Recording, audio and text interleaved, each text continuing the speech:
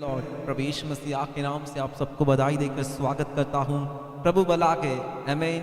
हर दिन हमें प्रभु संभाल कर ले आए और विशेष करके हमें एक और हफ्ता प्रभु ने हमें दिया है।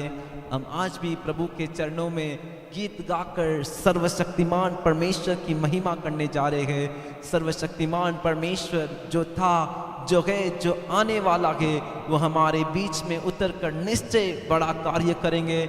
और इतना ही नहीं, ये आराधना जहाँ कहीं हो रही है, जहाँ कहीं मिलकर प्रभु की महिमा कर रहे हो, उस स्थान पर प्रभु निश्चय उतर कर आशीष करेंगे। आमीन। हम सब प्रभु का धन्यवाद देते हुए स्वागत करें। क्या सभी जन आंखों को बंद कर लेंगे? हो सकता है तो दोनों हाथों को उठाकर या घुटने टेक कर सभी जन प्रभु को देखकर बोलिए, प्रभु हमारे बीच में उतर कर आइए। पिता सर्वशक्तिमान परमेश्वर, हम आपका स्वागत करते हैं। प्रभु जो था, जो है, जो आने वाला जीवित परमेश्वर, हम आपको बधाई देते हुए स्वागत करते हैं। प्रभु पवित्र आत्मा, आप हमारे बीच में मंडराइए। प्रभु आदि में मंडराने वाला पवित्र आत्मा, इस सुबह के आराधना के समय प्रभु भले ही हम एक जगह पर इकट्ठे नहीं हुए, लेकिन जहाँ कहीं पर से, जिस किसी घर पर से हम तुझे देखकर पुकार रहे प्रभु, उस घर, उस स्थान पर आप मंडराइए। प्रभु बलहीनता को हटाने वाला परमेश्वर मंडराइए। प्रभु आराधना में आपका महिमा प्रकट हो। प्रभु स्तुतियों के बीच में वास करने वाला परमेश्वर, हम सभी के स्तुतियों के बीच में उतर कर आइए। प्रभु बंधन सारे खुल जाए पिता, रुकावट सारे टूट जाए। प्रभु आप हमारे बीच में मंडराइए। आराधना को आप आशीष कीजिए। प्रभु सभी को तैयार कीजिए पिता, हर एक के कानों को खोल दीजिए। प्रभु वचन को सुनने के लिए सभी के हृदय को तैयार कीजिए। प्रभु आपके हाथों में देते हैं पिता। एक बार फिर प्रभु हम आपसे विनती करते हैं पिता, आप हमारे बीच में मंडराइए। हाथों को उठाकर सभी जन बोलेंगे, मंडराइए आत्मा पवित्र आत्मा, मंडराइए आत्मा पवित्र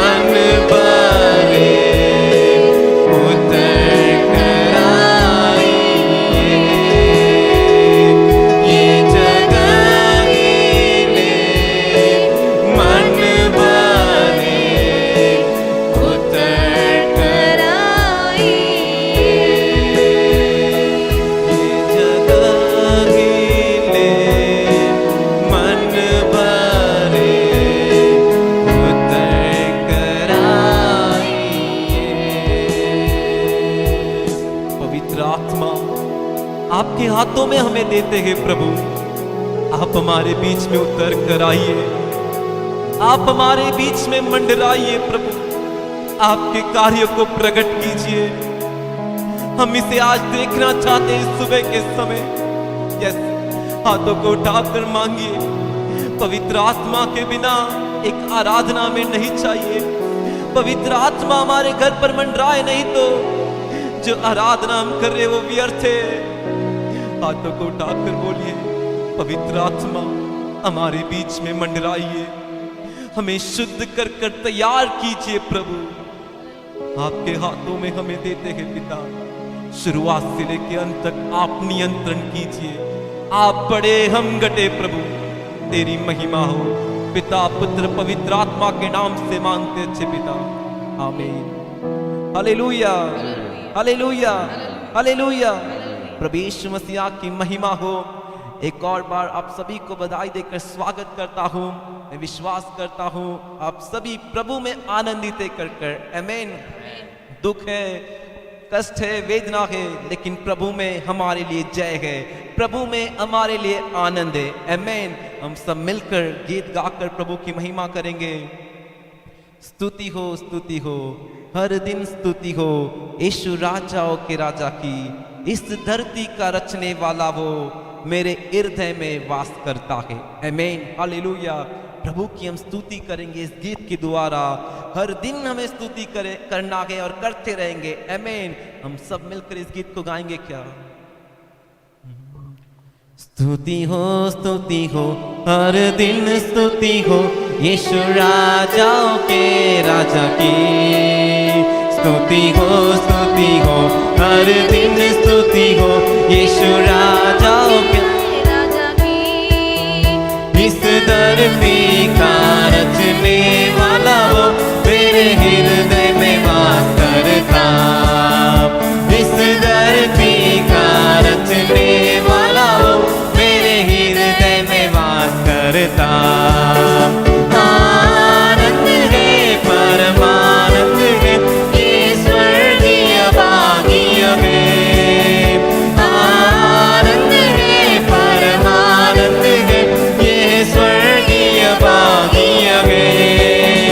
इस धरती का रचने वाला वो मेरे हृदय में वास करता। बोलिए सभी जन, इस धरती का रचने वाला वो मेरे हृदय में वास करता।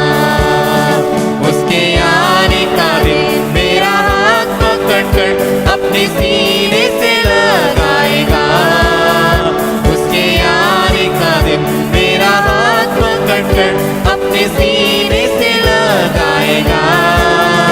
उसके सम्मुख में परमेश्वर के साथ मैं आनंद के गीत गाऊंगा। उसके सम्मुख में परमेश्वर के साथ मैं आनंद के गीत गाऊंगा। मिलकर बोलिए, आनंद है, परमानंद है, ये स्वर्गीय भाग्य है। आनंद है, परमानंद है, ये स्वर्गीय भाग्य है। इस धरती का रचने वाला वो मेरे हृदय में वास करता। इस धरती का रचने वाला वो मेरे हृदय में वास करता। मेरे सारे पापों को धोने के लिए खुद के जीवन को अर्पण किए। मेरे सारे पापों को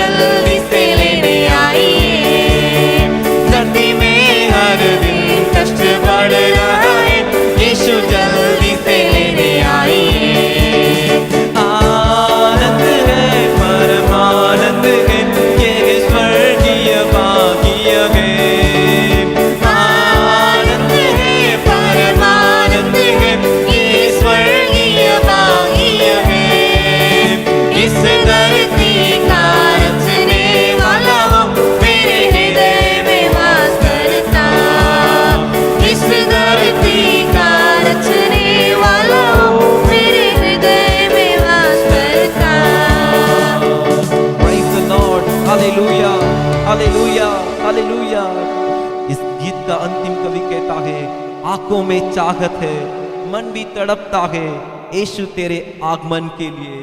धरती में हर दिन कष्ट बढ़ रहा है, यीशु जल्दी से लेने आइए। हमारा प्रभु यीशु मसीह जल्द आने वाला है।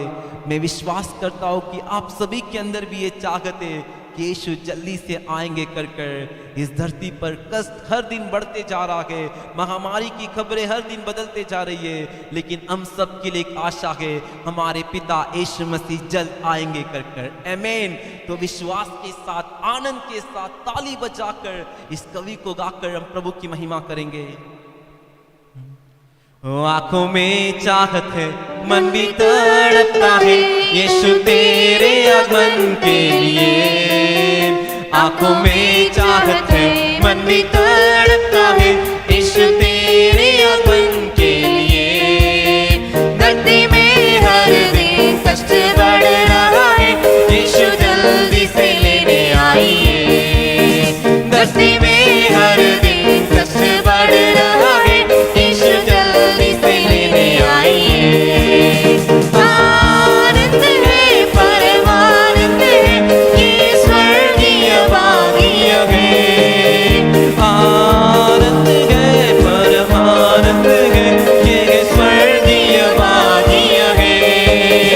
इस धरती का रचने वाला वो मेरे हृदय में वास करता।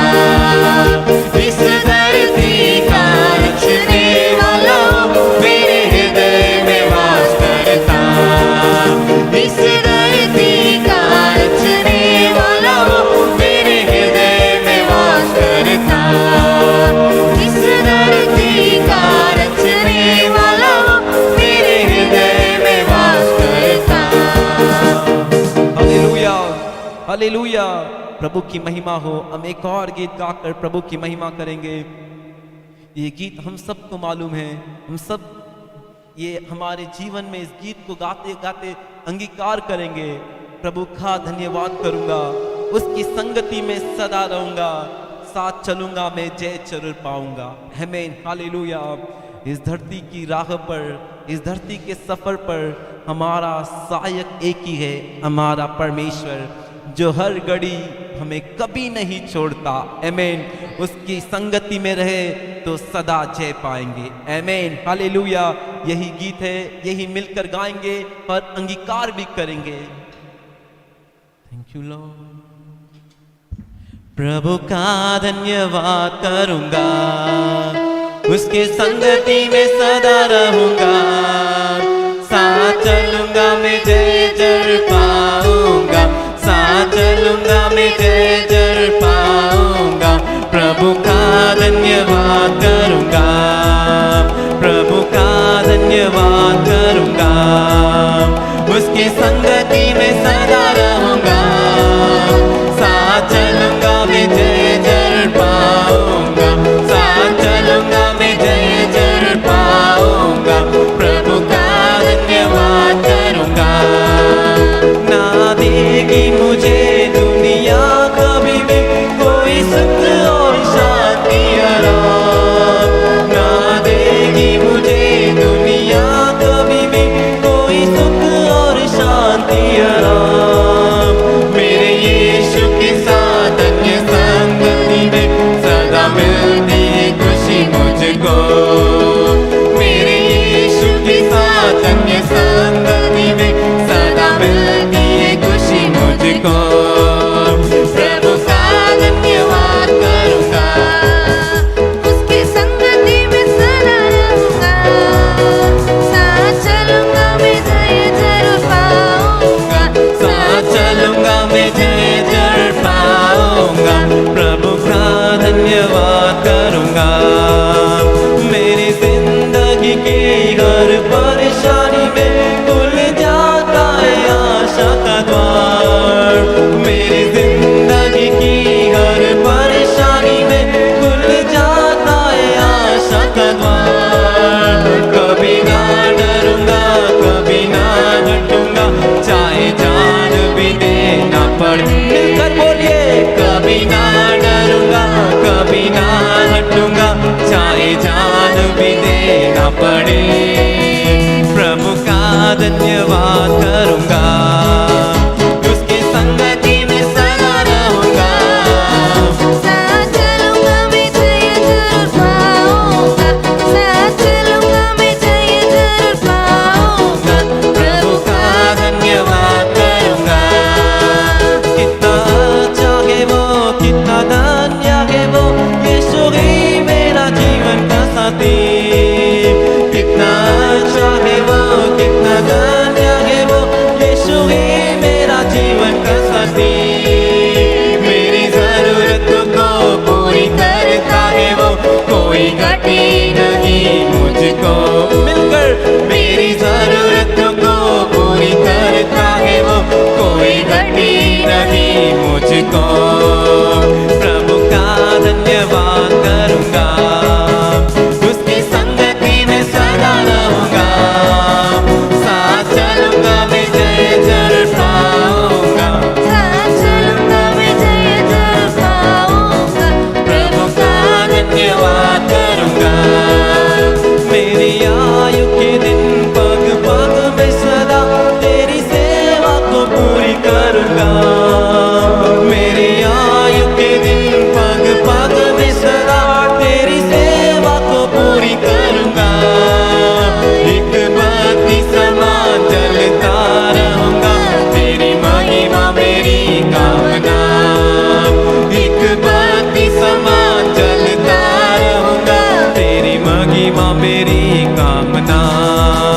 प्रभु का धन्यवाद करूंगा, उसकी संगति में सदा रहूंगा। साथ चलूंगा मैं जय जरूर पाऊंगा, साथ चलूंगा मैं जय जरूर पाऊंगा, प्रभु का धन्यवाद करूंगा। मेरी जिंदगी की हर परेशानी में खुल जाता है आशा का द्वार। मेरी जिंदगी की हर परेशानी में खुल जाता है आशा का द्वार। कभी ना डरूंगा, कभी ना हटूंगा, चाहे जान भी देना पड़े। कभी ना डरूंगा, कभी ना हटूंगा, चाहे जान भी देना पड़े। प्रभु का धन्यवाद करूंगा, उसकी संगति में सदा रहूंगा। साथ चलूंगा मैं जय जरूर पाऊंगा, साथ चलूंगा मैं जय जरूर पाऊंगा, प्रभु का धन्यवाद करूंगा। कितना अच्छा है वो, कितना धन्य है वो, यीशु ही मेरा जीवन का साथी। कितना अच्छा है वो, कितना धन्य है वो, यीशु ही मेरा जीवन का साथी। मेरी जरूरतों को पूरी करता है वो, कोई घटी नहीं मुझको। विश्वास के साथ मेरी जरूरतों को पूरी करता है वो, कोई घटी नहीं मुझको। फिर से बोलिए, मेरी जरूरतों को पूरी करता है वो, कोई घटी नहीं मुझको। एक और बार, मेरी जरूरतों को पूरी करता है वो, कोई घटी नहीं मुझको। प्रभु का धन्यवाद करूंगा, उसकी संगति में सदा रहूंगा।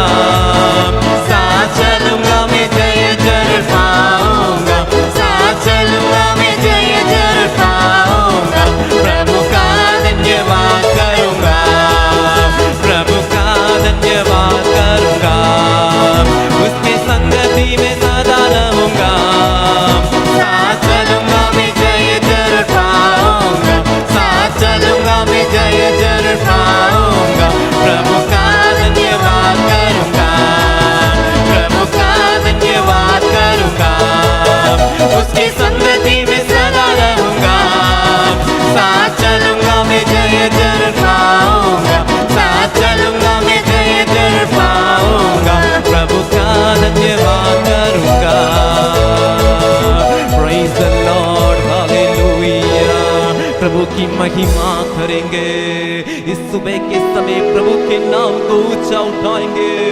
उसके जैसा कोई नहीं, उसके समान कोई नहीं। प्रभु की स्तुति करेंगे, मुंह को खोलकर अच्छे से प्रभु की महिमा करेंगे। हमारे जीवन की हर एक परेशानियों के बीच में प्रभु हमारे लिए नए रास्ते को खोल देता है, हमारी सारी जरूरतों को पूरा कर कर हर दिन हमें संभाल कर चलाता है। उसी की महिमा हो, उसी की जय जयकार करेंगे। तेरी स्तुति करते हैं पिता, तेरी महिमा करते हैं प्रभु, तेरी स्तुति हो राजाओं के राजा, प्रभु के प्रभु तेरी महिमा करते हैं प्रभु। दिल की गहराई से प्रभु की स्तुति करेंगे, आवाज उठाकर प्रभु की महिमा करेंगे। वो भला परमेश्वर, वो सुंदर परमेश्वर, वही आदि और अंत है, वही अल्फा और ओमेगा है, जो था, जो है, जो आने वाला, जो निरंतर वास करने वाला परमेश्वर है, जो कभी बदलता नहीं। तेरी स्तुति करते हैं पिता, तेरी महिमा करते हैं प्रभु जी।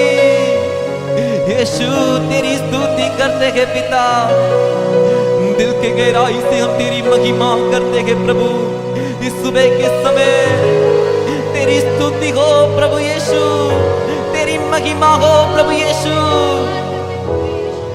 तेरी स्तुति करते हैं पिता, हम तेरी महिमा करते हैं। मुंह खोलकर सैम भाई आपको बोल रहे इसलिए नहीं, आप प्रभु को देखकर बोलिए, मैं तेरी स्तुति करता हूं पिता, मैं तेरी स्तुति करती हूं प्रभु। आप स्तुति के योग्य हो, आप महिमा के योग्य हो प्रभु। इस सुबह के समय मेरी स्तुति आपके लिए, आपकी महिमा हो प्रभु। आपके नाम को ऊंचा उठाते हैं, आपकी प्रशंसा करते हैं पिता। बेसहारों का तू ही सहारा है पिता, अनाथों के लिए तू ही माता पिता है प्रभु। वक्त बदले तो भी तू नहीं बदलता, रिश्ते बदले तो भी तू नहीं बदलता प्रभु। तेरी स्तुति हो, तेरी महिमा हो पिता, हम तेरी महिमा करते हैं, हम तेरी आराधना करते हैं पिता। वक्त बदला, लोग बदले, लेकिन हमारा प्रभु कभी नहीं बदला। उसी ने आज भी हमें जीवित रखा है। इतने संकट परिस्थितियों के बीच में भी हमें पार कर कर आज के दिन चला कर ले आए। हम पैसे वाले नहीं हैं, हम बुद्धिमान भी नहीं, लेकिन प्रभु का अनुग्रह ने हमें जीवन देकर, हमें कूड़े कचरे में से चुनकर निकाल कर जीने के लिए रखा है। दोनों हाथों को उठाकर बोलिए, प्रभु मैं आपकी आराधना करता हूं पिता। यस, इससे बढ़कर और कुछ नहीं है भाई। जिसने जीने के लिए रखा, जिसने हमें चुन के लिया, जिसने हमें जीवन दिया, जिसने हमें श्वास दिया, उसको देखकर बोल, प्रभु मैं आपकी आराधना करता हूं। यीशु मैं आपकी आराधना करता हूं पिता, आराधना करता हूं प्रभु, मैं आप एक ही की आराधना करता हूं प्रभु। Thank you Lord. हाथों को उठाकर जीवन दिया तेरी आराधना, जीने रखा तेरी आराधना, चुन के लिया तेरी आराधना, तेरी आराधना करता हूँ, तेरी आराधना करता हूँ। जीवन दिया तेरी आराधना,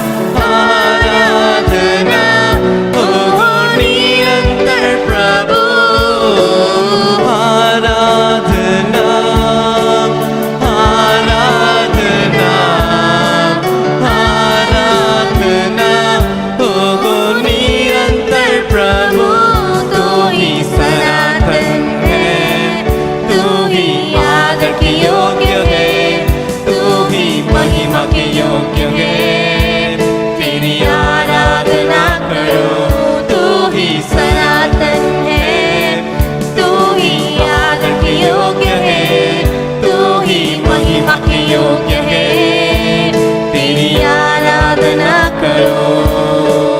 अनुग्रह दिया तेरी आराधना, बलवान किया तेरी आराधना, सेवा दिया तेरी आराधना, तेरी आराधना करता हूँ। सभी जन बोलिए, तेरी आराधना करता हूँ। अनुग्रह दिया, अनुग्रह दिया तेरी आराधना, बलवान किया, बलवान किया तेरी आराधना, सेवा दिया, सेवा दिया तेरी आराधना, तेरी आराधना करता हूँ। तेरी आराधना करता हूँ। आराधना, आराधना, आराधना हो निरंतर प्रभु। आराधना, आराधना, आराधना हो निरंतर प्रभु, तू ही सनातन है, तू ही आदर के योग्य है, तू ही महिमा के योग्य है। तेरी आराधना करो, तू ही सनातन है, तू ही आदर के योग्य है, तू ही महिमा के योग्य है। तेरी आराधना करो, तू ही सनातन है, तू ही आदर के योग्य है, तू ही महिमा के योग्य है। तेरी आराधना करो, तू ही सनातन है, तू ही आदर के योग्य है, तू ही महिमा के योग्य है। तेरी आराधना करो। दोनों हाथों को उठाकर Worship you, Lord. उसके जैसा कोई और नहीं भाई। Yes, Master. वही सनातन, यीशु मसीह, वही आदर के तेरे जैसा योग्य, कोई और नहीं है। महिमा के योग्य। Yes, God. दोनों हाथों को उठा के बोल, तू ही सनातन है, तू ही आदर के योग्य है, तू ही महिमा के योग्य है।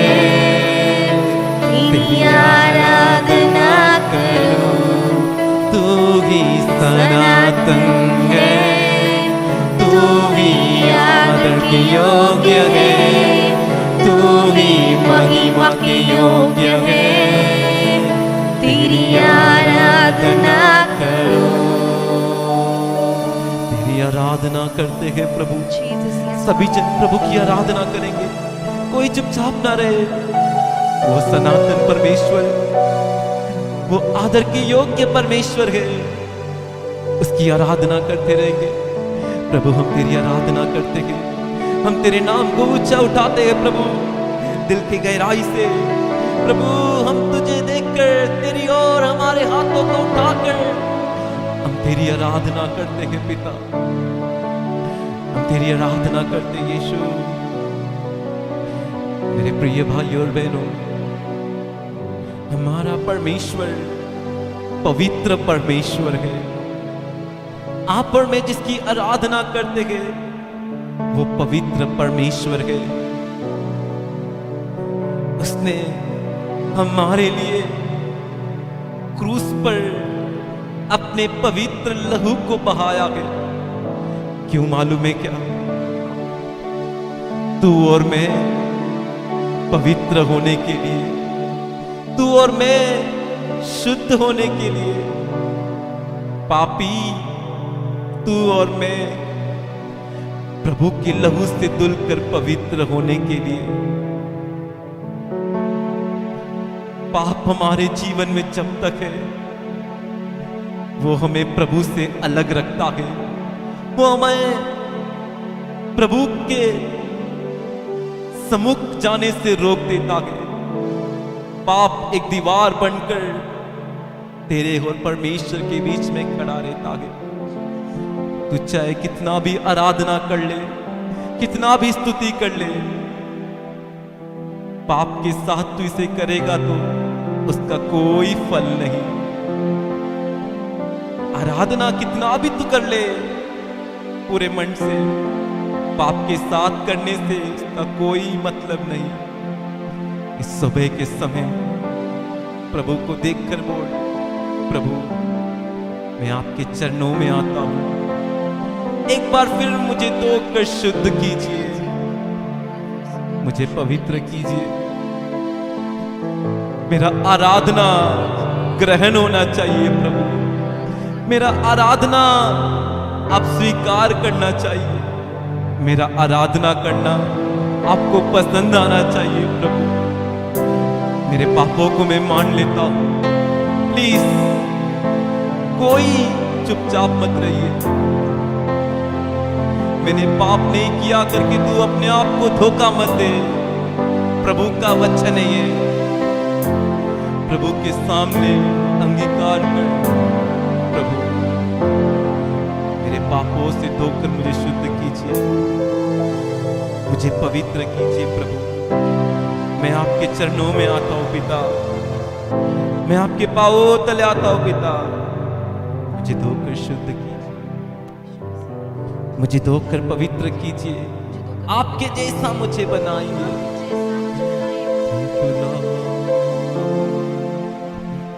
कांटों के मुकुट में देख रहा, चेहरा लहू से भरा हुआ, कांटों के मुकुट में देख रहा, चेहरा लहू से भरा हुआ, जान देकर छुड़ाया मुझे, जान देकर छुड़ाया मुझे, कैसे तेरी गुण गाऊंगा, कैसे तेरे गुण गाऊं मैं, मुझे धोकर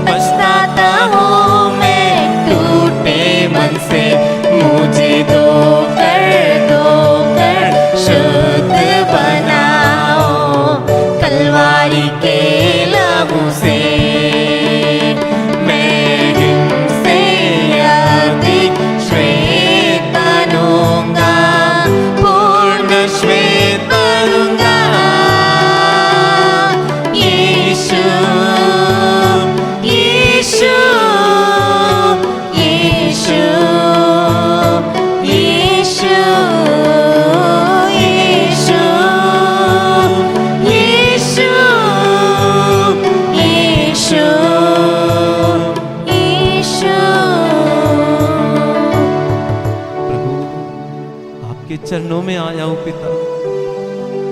मेरे पापों से मुझे छुड़ाइए, मुझे धोकर शुद्ध कीजिए प्रभु। मेरे मन में आप रहना चाहिए। मेरी प्रार्थना, आराधना, स्तुति आपको प्रिय लगना चाहिए पिता, आपको पसंद आना चाहिए।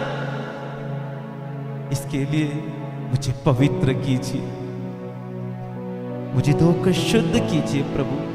यस, सभी जन बोलिए प्रभु को देखकर, पवित्र परमेश्वर हमारी आराधना में प्रिय होना चाहिए।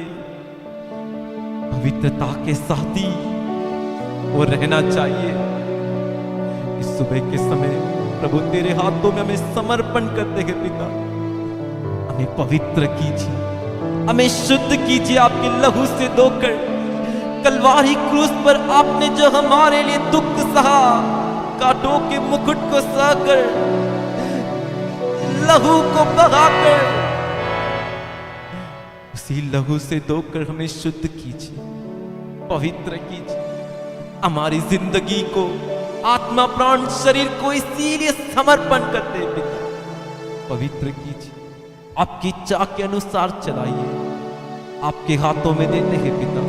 आगे के समय आप हमसे बातें कीजिए। सर्वशक्तिमान परमेश्वर लगातार महिमा पाइए। यीशु के नाम से मांगते अच्छे पिता, आमीन।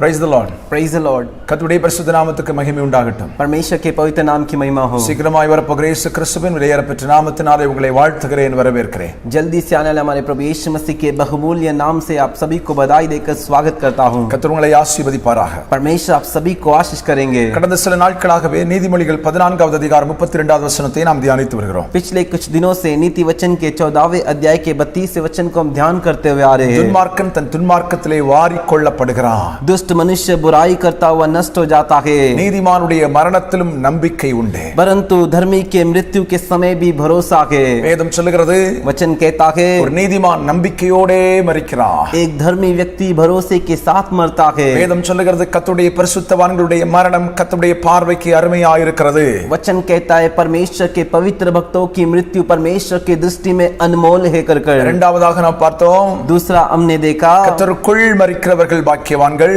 जो प्रभु में मरते हैं वो धन्य है। மரணம் வரைக்கும் கர்த்தருக்குள் வாழும் வாழ்க்கை வேண்டும்। हमें मरने तक प्रभु में जीने का जीवन चाहिए। மூன்றாவது பார்த்தோம், तीसरा हमने देखा கிறிஸ்து எனக்கு ஜீவன், சாவு எனக்கு ஆதாயம்। मसीह मेरे लिए जीवन है और मृत्यु मेरे लिए एक जीत है। கடந்த வாரத்தில் கர்த்தர் அதை குறித்து அழகாக பேசினார்। पिछले हफ्ते परमेश्वर इसके बारे में एकदम अच्छे सुंदर तरीके से बात किए। நம்முடைய மரணம் நமக்கு ஆதாயமாக மாறுகிறது। हमारा मृत्यु मौत एक जीत बनता है। कारण அற்பமான சரீரம் மகிமையாக மறுரூபமாக்கப்படுகிறது। இயேசு கிறிஸ்துவின் சாயலுக்கு ஒப்பாக மறுரூபமாக்கப்படும்। ये तुच्छ दीनहीन शरीर जो है यीशु के महिमा के शरीर में रूपांतर में बदलता है। ஆகவே சாவு நமக்கு ஆதாயம், इसीलिए मृत्यु मौत हमारे लिए जीत है। இரண்டாவதாக दूसरा நிரந்தரமாக निरंतर தேவன் நமக்காக ஆயத்தப்படுத்தி இருக்கும் குடியிருப்புக்குள் நாம் போகிறோம்। प्रभु हमारे लिए रहने के लिए एक स्थान जो बना के रखे वहां पर हम जाएंगे। குடியிருப்பு எவ்வளவு அழகானது என்பதை குறித்தெல்லாம் ஆண்டவர் நம்மோடு பேசினார்। वो रहने का स्थान, वो जगह कैसा रहेगा कर उसके बारे में हमसे बात किए। இன்றைக்கு நான்காவது காரியத்தை கர்த்தர் பேச விரும்புகிறார்। आज चौथा कार्य परमेश्वर हमसे बात करना चाहते हैं। எபிரேயர்கள் நிருபம் 11வது அதிகாரம் 4வது வசனம் இப்படி ஆய் சொல்லுது। Hebrew chapter 11 verse 4। इब्रानियों का 11वें अध्याय का चौथा वचन कहता है। ஏமன் எபிரேயர்கள் நிருபம் 11வது அதிகாரம் 4வது வசனம்। इब्रानियों का पत्री 11वें अध्याय का चौथा वचन। விசுவாசத்தினாலே ஆபேல் विश्वास ही से हाबिल காயினுடைய பலியிலும் மேன்மையான பலியை தேவனுக்கு செலுத்தினான்। कैन से उत्तम बलिदान परमेश्वर के लिए चढ़ाया। அதனாலே அவன் நீதிமான் என்று சாட்சி பெற்றான்। और उसी के द्वारा उसके धर्मी होने की गवाही भी दी गई। அவனுடைய காணிக்கை குறித்து தேவனே சாட்சி கொடுத்தார்। और परमेश्वर ने उसकी भेंटों के विषय में गवाही दी। அவன் மரித்தும் இன்னும் பேசுகிறான்। और वो मरने के बाद भी अब तक बातें कर रहा है। வேதம் சொல்கிறது वचन कहता है ஆபேலை கர்த்தர் நீதிமான் என்று சொன்னார். आबेल को देखकर परमेश्वर धर्मी कर कर कहे। ஆபேல் மரித்தான். आबेल मर गया। அதை கவனித்துக் கொள்ளுங்கள், நீதிமானாகிய ஆபேல் மரித்தார். अच्छे से समझिए, धर्मी आबेल मरा அவர் இன்றைக்கும் பேசிக் கொண்டிருக்கிறார். और वो आज भी बातें कर रहा है। அப்ப நீதிமான்கள் மரித்தாலும் तो धर्मी जन मरते हैं तो भी அவர்கள் பேசிக் கொண்டே இருப்பார்கள். वे बातें करते रहते हैं। அவன் வாழ்ந்த நல்ல வாழ்க்கை, उसने जो अच्छा जीवन बिताया, அவர்கள் வாழ்ந்த நீதி உள்ள வாழ்க்கை, उन्होंने जो धर्म का जीवन जिया அவர்கள் வாழ்ந்த முன்மாதிரியான வாழ்க்கை, और उन्होंने जो आदर्श का जीवन बिताया, மரணத்துக்கு பின்பும் அநேகருக்குள் பேசப்பட்டு கொண்டே இருக்கும். मृत्यु के बाद भी अनेक के बीच में बोला जाता है। அநேகருக்குள் அது பேசிக்கொண்டே இருக்கும். अनेक के अंदर वो बातें चलती रहती है। அல்லேலூயா. हालेलुया। நீதிமான் மரித்தாலும் धर्मी जन मरता तो அவன் भी வாழ்க்கையை குறித்து ஜாதிகள் ஜனங்கள் பேசிக்கொண்டே இருக்கிறார்கள். उसके जीवन के बारे में जाति लोग जो कि उसके बारे में बोलते रहते ஆனால் हैं। துன்மார்க்கனை குறித்து வேதம் என்ன சொல்கிறது? लेकिन दुष्ट व्यक्ति के बारे में पवित्र शास्त्र क्या कहता है? 49வது சங்கீதத்தில் சொல்லப்பட்டிருக்கிறது.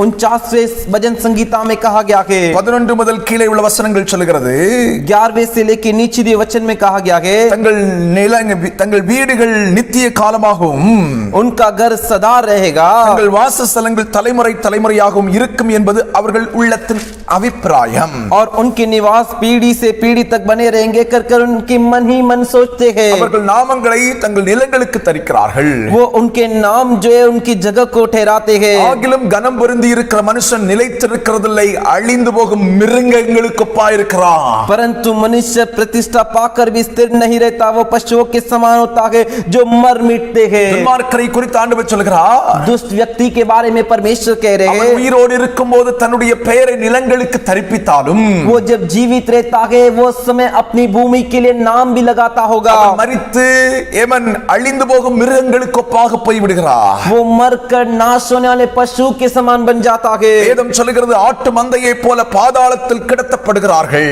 वचन कहता है कि भेड़ों की तरह वो जो के अधोलोक में लेटे जाते हैं, மரணம் அவர்களை மேய்ந்து போடும். और मृत्यु उनको जो है निगल लेगी। அல்லேலூயா, हालेलुया, அல்லேலூயா, हालेलुया। அவருடைய ரூபத்தை பாதாளம் அழிக்கும் என்று வேதம் சொல்லுகிறது. और उनके सुंदर रूप को अधोलोक नाश करेगा कर அவன் மரிக்கும் போது ஒன்றும் கொண்டு போவதில்லை, அவன் மகிமை அவனை பின்பற்றி செல்வதும் இல்லை. वो मरते समय कुछ नहीं ले जाएगा और उसकी महिमा भी उसके साथ नहीं जाएगी। அவன் என்றென்றைக்கும் வெளிச்சத்தை காணாத தன் பிதாக்களின் சந்ததியை சேர்வான் என்று வேதம் சொல்லுகிறது. और वो सदा के लिए ज्योति नहीं देखेगा, अपने पितरों के साथ जाकर जुड़ जाएगा कर கனம் புரிந்தினவனாய் பூமியில் வாழ்ந்தாலும் प्रतिष्ठित रहकर इस पृथ्वी पर जीवन बिताया तो भी அறிவில்லாத மனுஷன் அழிந்து போகும் மிருகத்துக்கு ஒப்பாயிருக்கிறான் என்று துன்மார்க்கனை குறித்து வேதம் சொல்லுகிறது. तो भी वो ऐसे मूर्ख के समान है जो दुष्टों के साथ नाश होकर मिलेगा कर யோபுவின் புத்தகம் இப்படியாய் சொல்கிறது. अय्यूब का पुस्तक इस तरह कहता है, 21வது அதிகாரம் 17வது வசனத்தில் துன்மார்க்கனை குறித்து சொல்லப்பட்டிருக்கிறது. 21वें अध्याय के 11वें वचन में दुष्ट व्यक्ति के बारे में बताया गया है। 21வது அதிகாரம் 17வது வசனம், 21वें अध्याय का 17वां वचन, எத்தனை சடுதியாய் துன்மார்க்கரின் விளக்கு அணைந்து போகும், कितनी बार दुष्टों का दीपक बुझता है। அவர் தமது கோபத்தினால் வேதனைகளை பகிர்ந்து கொடுக்கையில் அவர்கள் ஆபத்து அவர்கள் மேல் வரும். या उन पर विपत्ति आ पड़ती है या परमेश्वर क्रोध करके उन्हें भाग में शोक देता இந்த है। வசனத்தை மறுபடியும் வாசிக்க ஏவப்படுகிறேன். ये वचन को दोबारा पढ़ने के लिए उकसाया जा रहा हूँ। துன்மார்க்கனுக்கு சடுதியாய் ஆபத்து வருமா? दुष्ट व्यक्ति के लिए अचानक विपत्ति आती है। துன்மார்க்கரின் விளக்கு சடுதியாக அணைந்து போகுமா? दुष्ट इंसान का दीपक अचानक बुझ जाता है। ஆண்டவர் தமது கோபத்தினால் வேதனைகளை பகிர்ந்து கொடுக்கையில் அவர்கள் ஆபத்து அவர்கள் மேல் வரும் என்று வேதம் சொல்லுகிறது. परमेश्वर क्रोध करके उनके बाग में शोक देता है, इसीलिए उनके ऊपर विपत्ति आ पड़ेगी कर वचन कहता है। சங்கீதம் 1:4 சொல்லப்படுகிறது. भजन संगीता का पहले संगीता का 4था वचन कहता है, துன்மார்க்கர் காற்று பதறடிக்கும் பதரை போல இருப்பார்கள். उड़ाई हुई हवा से उड़ाई हुई भूसा के समान रहेंगे कर சங்கீதம் 37, 35, 36 சொல்கிறது. भजन संगीता का 37, 36 और 35वां संगीता कहता है, கொடிய பலவந்தமான ஒரு துன்மார்க்கனை கண்டே, एक कठोर बलवंत दुष्ट व्यक्ति को मैंने देखा। அவன் தனக்கேற்ற நிலத்தில் முளைத்திருக்கிற பச்சை மரத்தை போல தழைத்தவனாயிருந்தான். वो उसके जमीन में उगा हुआ एक अच्छी हरी पेड़ के समान था, ஆனாலும் फिर भी அவன் ஒளிந்து போனான். वो गायब हो गया। பாருங்கள், அவன் இல்லை. देखिए वो नहीं है। தேவன் அவனை தேடினேன், அவன் காணப்படவும் இல்லை. उसे मैंने ढूंढा, फिर भी उसे पता नहीं लगा पाया। வேதம் சொல்லுகிறது, துன்மார்க்கனை குறித்து அவன் பூமியிலே ஒருவரும் பேசுவதில்லை. वो वचन कहता है दुष्ट व्यक्ति के बारे में इस भूमि इस पृथ्वी पर कोई बातें नहीं करता। பூமியிலே எவ்வளவு கனம் பொருந்தினவனாய் வாழ்ந்தாலும், वो चाहे इस पृथ्वी में कितना भी प्रतिष्ठित नाम लेने वाला व्यक्ति जिया हो, அவன் மரிக்கும் போது மிருகங்களைப் போல மரித்து போகிறான். वो मरते समय एक जानवर एक पशु के समान मर जाता है। வேதம் சொல்லுகிறது, वचन कहता है தேவன் ஸ்தோத்திரம், அவனுடைய வாழ்க்கை இல்லாமல் போய்விடுகிறது. அவனை குறித்து பேசுவார் இல்லாமல் போய்விடுகிறது. उसका जीवन ऐसा हो जाता है कि है ही नहीं, उसके बारे में कोई बातें नहीं करता। ஆனால் நீதிமானை குறித்து கர்த்தர் சொல்லுகிறார், लेकिन धर्मी व्यक्ति के बारे में परमेश्वर कहते हैं அவனுடைய வாழ்க்கை மரித்தும் பேசிக் கொண்டிருக்கிறது. उसका जीवन मरने के बाद भी बातें कर रहा அவனுடைய है। வாழ்க்கையை குறித்து மரித்து போன பிறகும் ஜனங்கள் பேசிக் கொண்டே இருக்கிறார்கள். उसके जीवन के बारे में मरने के बाद भी लोग उसके बारे में बातें कर रहे हैं। ஆண்டவர் எபிரேயர் நிருபத்தில் சொல்லி இருக்கிறார், परमेश्वर इब्रानियों के पत्री में कहे हैं ஆபேல் மரித்தும் பேசுகிறவனாக இருக்கிறார். आबिल मर के भी बातें कर रहा है। தேவ பிள்ளையே, परमेश्वर के बच्चे, நாம் மரித்தாலும் हम मरेंगे तो भी நம் விசுவாச வாழ்க்கை குறித்து நம்முடைய குடும்பத்தார் நடுவில் பேசப்பட வேண்டும். हमारे विश्वास के जीवन के बारे में हमारे परिवार के बीच में बोलना चाहिए। நாம் மரித்தாலும் हम मरेंगे तो भी நம்முடைய சபை நடுவில் நம்முடைய விசுவாச வாழ்க்கை குறித்து பேசப்பட வேண்டும். हमारे कलीसिया के बीच में हमारे विश्वास के जीवन के बारे में बातें चलनी चाहिए। நாம் மரித்தாலும் हम मरेंगे तो भी தலைமுறை தலைமுறையாய் நம்முடைய ஆவிக்குரிய வாழ்க்கையை, பரிசுத்த வாழ்க்கையை நம்முடைய பிள்ளைகள் பேச வேண்டும். पीढ़ी से पीढ़ी तक हमारे पवित्र जीवन के बारे में, हमारे आत्मिक जीवन के बारे में हमारे संतान, हमारे बच्चे बोलना चाहिए। பூமியில் இருக்கும்போது அப்படிப்பட்ட வாழ்க்கை வாழ்வதற்கு தீர்மானம் பண்ண வேண்டும். इस पृथ्वी पर जीते समय ऐसा जीवन जीने के लिए निर्णय लेना है। ஆபேலின் வாழ்க்கை இன்றைக்கும் நம்மோடு பேசிக் கொண்டிருக்கிறது. हाबिल का जीवन आज भी हमारे बीच में बातें कर रहा है। அவன் தேவனுக்காய் கொடுத்த பலி நம்மோடு பேசிக் கொண்டிருக்கிறது. उसने जो परमेश्वर के लिए बलि चढ़ाया वो बलि हमसे आज भी बातें कर रहा அவன் है। தேவனுக்காய் கொடுத்த காணிக்கை நம்மோடு பேசிக் கொண்டிருக்கிறது. वो परमेश्वर के लिए जो दान दिया वो दान आज भी हमसे बातें कर रहा है। இவைகள் நம்மோடு பேசுகிறது, நம்மால் பேசப்படவும்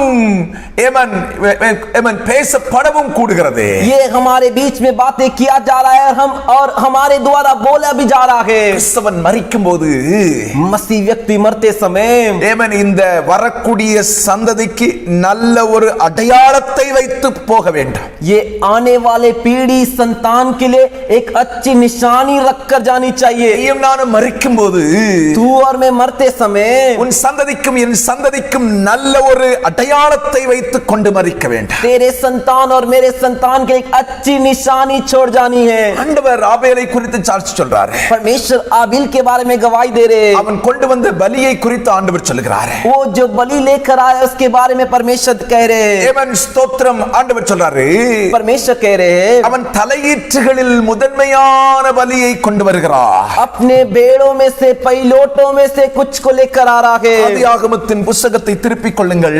उत्पत्ति के पुस्तक की ओर घुमा लीजिए। 4வது அதிகாரம் சொல்கிறது, 4वां अध्याय कहता है ஆபேல் ஆண்டவருக்கு கொண்டு வந்த பலி என்ன? आबिल ने परमेश्वर के लिए कौन सी बलि ले आई? தன் மந்தைகளின் தலையீற்றுகளிலும் अपनी भेड़ बकरियों के कई एक पहिलोटे बच्चे அவைகளில் கொழுமையானவைகளிலும் சிலவற்றை கொண்டு வந்தார். और उसमें से भी जिसकी जो चर्बी और वो चर्बी वाले थे उसे ले आया। ஆபேலையும் அவன் காணிக்கையும் கர்த்தர் அங்கீகரித்தார். तब यहोवा ने आबिल और उसकी भेंट को ग्रहण किया। வசனம் சொல்றது, ஆபேலையும் ஆண்டவர் அங்கீகரித்தார், அவன் காணிக்கையும் அங்கீகரித்தார். वो वचन कहता है परमेश्वर आबिल को भी ग्रहण किया और आबिल के दान को भी। பைபிள் என்ன சொல்லுது? எபிரேயர் நிருபத்திலே तो बाइबल क्या कहता है? इब्रानियों के पत्री में அவருடைய பலியை குறித்து ஆண்டவர் சொல்கிறார். उसके बलि के बारे में परमेश्वर कह रहे। அவருடைய காணிக்கை குறித்து ஆண்டவர் சொல்கிறார். उसकी भेंट उसके दान के बारे में परमेश्वर कह रहे। அவன் கொண்டு வந்த பலி என்ன? उसने कौन सी बलि ले आई थी? மந்தைகளில் தலையீற்றுகளை கொண்டு வந்தார். अपने भेड़ बकरियों में से कई में से पहिलोटों को ले आया. ரத்தம் சிந்துவதற்கு ஏற்ற பலியை அவன் காணிக்கையாய் படைக்கிறார். लहू बहाने के बराबर एक बलि को परमेश्वर के लिए दान के रूप में चढ़ा रहा है. ஆபேல் கொண்டு வந்த பலி, आबिल ने जो बलि लेकर आई, பாவ மன்னிப்புக்காக ரத்தம் சிந்தப்பட வேண்டியதை கொண்டு வருகிறார். पाप की क्षमा पाने के लिए लहू बहाने के बराबर एक बलि को ले आया. அவன் கொண்டு வந்த பலி எதை காட்டுகிறது? उसने जो बलि लेकर आया तो उसे वो क्या दर्शाता है? நான் பாவி, मैं एक पापी हूँ. என் பாவங்கள், मेरे पाप, இவன் என் குறைகள், मेरी कमियां, என் குற்றங்கள், मेरे दोष, இவன் ஸ்தோத்திரம் மன்னிக்கப்பட வேண்டும், பரிசுத்தமாக்கப்பட வேண்டும். वो क्षमा किया जाना चाहिए और पवित्र होना चाहिए. பாவங்களை ஒப்புக்கொண்டு अपने पापों को मानकर அதிலிருந்து ஒரு மன்னிப்பையும் சுத்திகரிப்பையும் பெற்றுக்கொள்ள வேண்டும் என்றுதான விருப்பத்தோடு அதற்கு ஏற்ற பலியை மனதார அவன் கொண்டு வந்தார். उसमें से क्षमा पाकर, उसमें से शुद्ध होकर, ऐसे चाहत के साथ वो इस बलि को ले आया. அல்லேலூயா. हालेलुया. தன் பாவம் சுத்திகரிக்கப்படுவதற்கு ஏதுவான மந்தையின் தலையீட்டை கொண்டு வந்தார். उसका पाप शुद्ध होना चाहिए कर कर अपने भेड़ बकरियों में के पहिलोटे को ले आया. பைபிள் சொல்லுது ரத்தம் சிந்துதல் இல்லாமல் பாவ மன்னிப்பு இல்லை. बाइबल कहता है लहू के बहाए बिना पाप की क्षमा नहीं है. ஆகவே அதற்கு அடையாளமானதை ஒன்றை கொண்டு வருகிறார். इसीलिए उसकी निशानी में एक को ले आया. அவன் தேவ சமூகத்தில் வரும்போது எரிச்சல் இல்லாதவனாய் வருகிறார். वो परमेश्वर के सम्मुख आते समय बिना जलन के आया. இந்த 4வது அதிகாரத்தில் காயினை குறித்து சொல்லும்போது அவன் எரிச்சல் உள்ளவனாய் வந்தார். इस 4थे अध्याय में केन के बारे में बताया गया कि वो जलन वाला व्यक्ति था. ஆபேல் எரிச்சல் உள்ளவனாய் பலி செலுத்துவதற்கு வரவில்லை. और आबिल बिना जलन के बलि चढ़ाने के लिए आया. நல்ல மனதோடு பலி செலுத்துவதற்கு வருகிறார். वो अच्छे मन से बलि चढ़ाने के लिए आया. பொறாமை இல்லாதவனாக பலி செலுத்த வருகிறார். बिना डर के बलि चढ़ाने आया. கர்த்தருக்கு பலி செலுத்த வரும்போது இப்படித்தான் வரணும். परमेश्वर के लिए बलि चढ़ाने के लिए आते समय ऐसा ही आना है. இந்த பலியை தான் கர்த்தர் ஏற்றுக்கொள்வார். इसी बलि को परमेश्वर अंगीकार करेंगे. பொறாமை, डर, எரிச்சல், जलन, கசப்பு, कड़वापन, வெறுப்பு, नफरत, மற்றவங்களுடைய முகத்தை பார்க்காத அனுபவம், दूसरों के चेहरे को नहीं देखने का अनुभव, இந்த மாதிரி வந்துட்டு ऐसा आकर தேவனுக்கு பலி செலுத்த கூடாது. परमेश्वर के लिए बलि नहीं चढ़ाना है. அது துதி பலியா இருக்கலாம், हो सकता है स्तुति बलि हो, ஸ்தோத்திர பலியா இருக்கலாம், धन्यवाद बलि हो, ஆராதனை பலியா இருக்கலாம், या आराधना की बलि हो, ஜெபமா हो இருக்கலாம். सकता है प्रार्थना हो. உன்னை மாற்றாமல் நீ செலுத்தும் பலி காயினின் பலியாய் மாறிவிட. तुझे बदले बिना तू जो बलि चढ़ाता है वो केन के बलि के समान है. அல்லேலூயா. हालेलुया. தேவனால் அது அங்கீகரிக்கப்படவே செய்யாது. वो परमेश्वर के द्वारा अंगीकार ही नहीं किया जाएगा. ஆபேல் आबिल ஒரு பலி செலுத்தக்கூடிய அளவுக்குள்ள ஒன்றை கொண்டு வந்தார். एक बलि चढ़ाने के बराबर एक को ले आया. நம்ம ஆண்டவருக்கு பலி செலுத்த வரும்போது ஆபேலின் சுபாவம் உள்ளவர்களாய் ஆலயத்தில் வர வேண்டும். तो हम परमेश्वर के लिए बलि चढ़ाने के लिए आते समय हमारे अंदर आबिल का स्वभाव होना चाहिए. நன்மை செய்ய மனம் இல்லாமல் भलाई करने की मन नहीं முகநாடி வேர்விட்டு और चेहरे में उदासी आकर சமூகத்தில் நடித்துக் கொண்டே பலி செலுத்தக்கூடாது. परमेश्वर के सामने नाटक करते हुए बलि नहीं चढ़ाना है. Praise the Lord. Praise the Lord. சில சபைகளில் பார்த்திருக்கேன், कुछ कलीसिया में मैंने देखा है பாஸ்டர் விசுவாசியும் பேசவே மாட்டான் சிலர். पास्टर और विश्वासी बात नहीं करते, ரெண்டு பேருக்கு ஆராதனையும் பார்த்தா लेकिन दोनों की आराधना को देखोगे तो ஹீரோஷிமா நாகசாகில விழுந்த வெடிகுண்ட காட்டிலும் பயங்கரமா இருக்கும். वो हिरोशिमा नागासाकी में जो बम गिराना उससे भी बड़ा जबरदस्त रहता है. அவ்வளவு பயங்கரமா இருக்கா. उतना भयंकर रहता है. கர்த்தர் என்ன சொல்றார்? परमेश्वर क्या कह रहे हैं? ஆபேலின் பலியை கவனித்துக்கொள். आबिल के बलि चढ़ाने को ध्यान से देख. அவன் சகோதரனிடத்தில் முகநாடி வேறுபட்டவனாய் வரவில்லை. वो उसके भाई के वजह से चेहरे में उदासी छा कर नहीं आई. பலி செலுத்த வரும்போது முழு மனதோடு வருகிறார். बलि चढ़ाने के लिए आते समय पूरे मन से आता है, முழு இருதயத்தோடு வருகிறார். पूरे हृदय के साथ आता है, முழு வாஞ்சையோடு வருகிறார். पूरे चाहत के साथ आता है. அதை ஆயத்தப்படுத்தி செலுத்தப்பட்ட பலி என்று சொல்லலாம். अपने आप को तैयार करके चढ़ाया हुआ बलि करके बोल सकते हैं. தனக்குள் மாற்றத்தையும் சுத்திகரிப்பையும் எதிர்பார்த்து செலுத்தப்பட்ட பலி.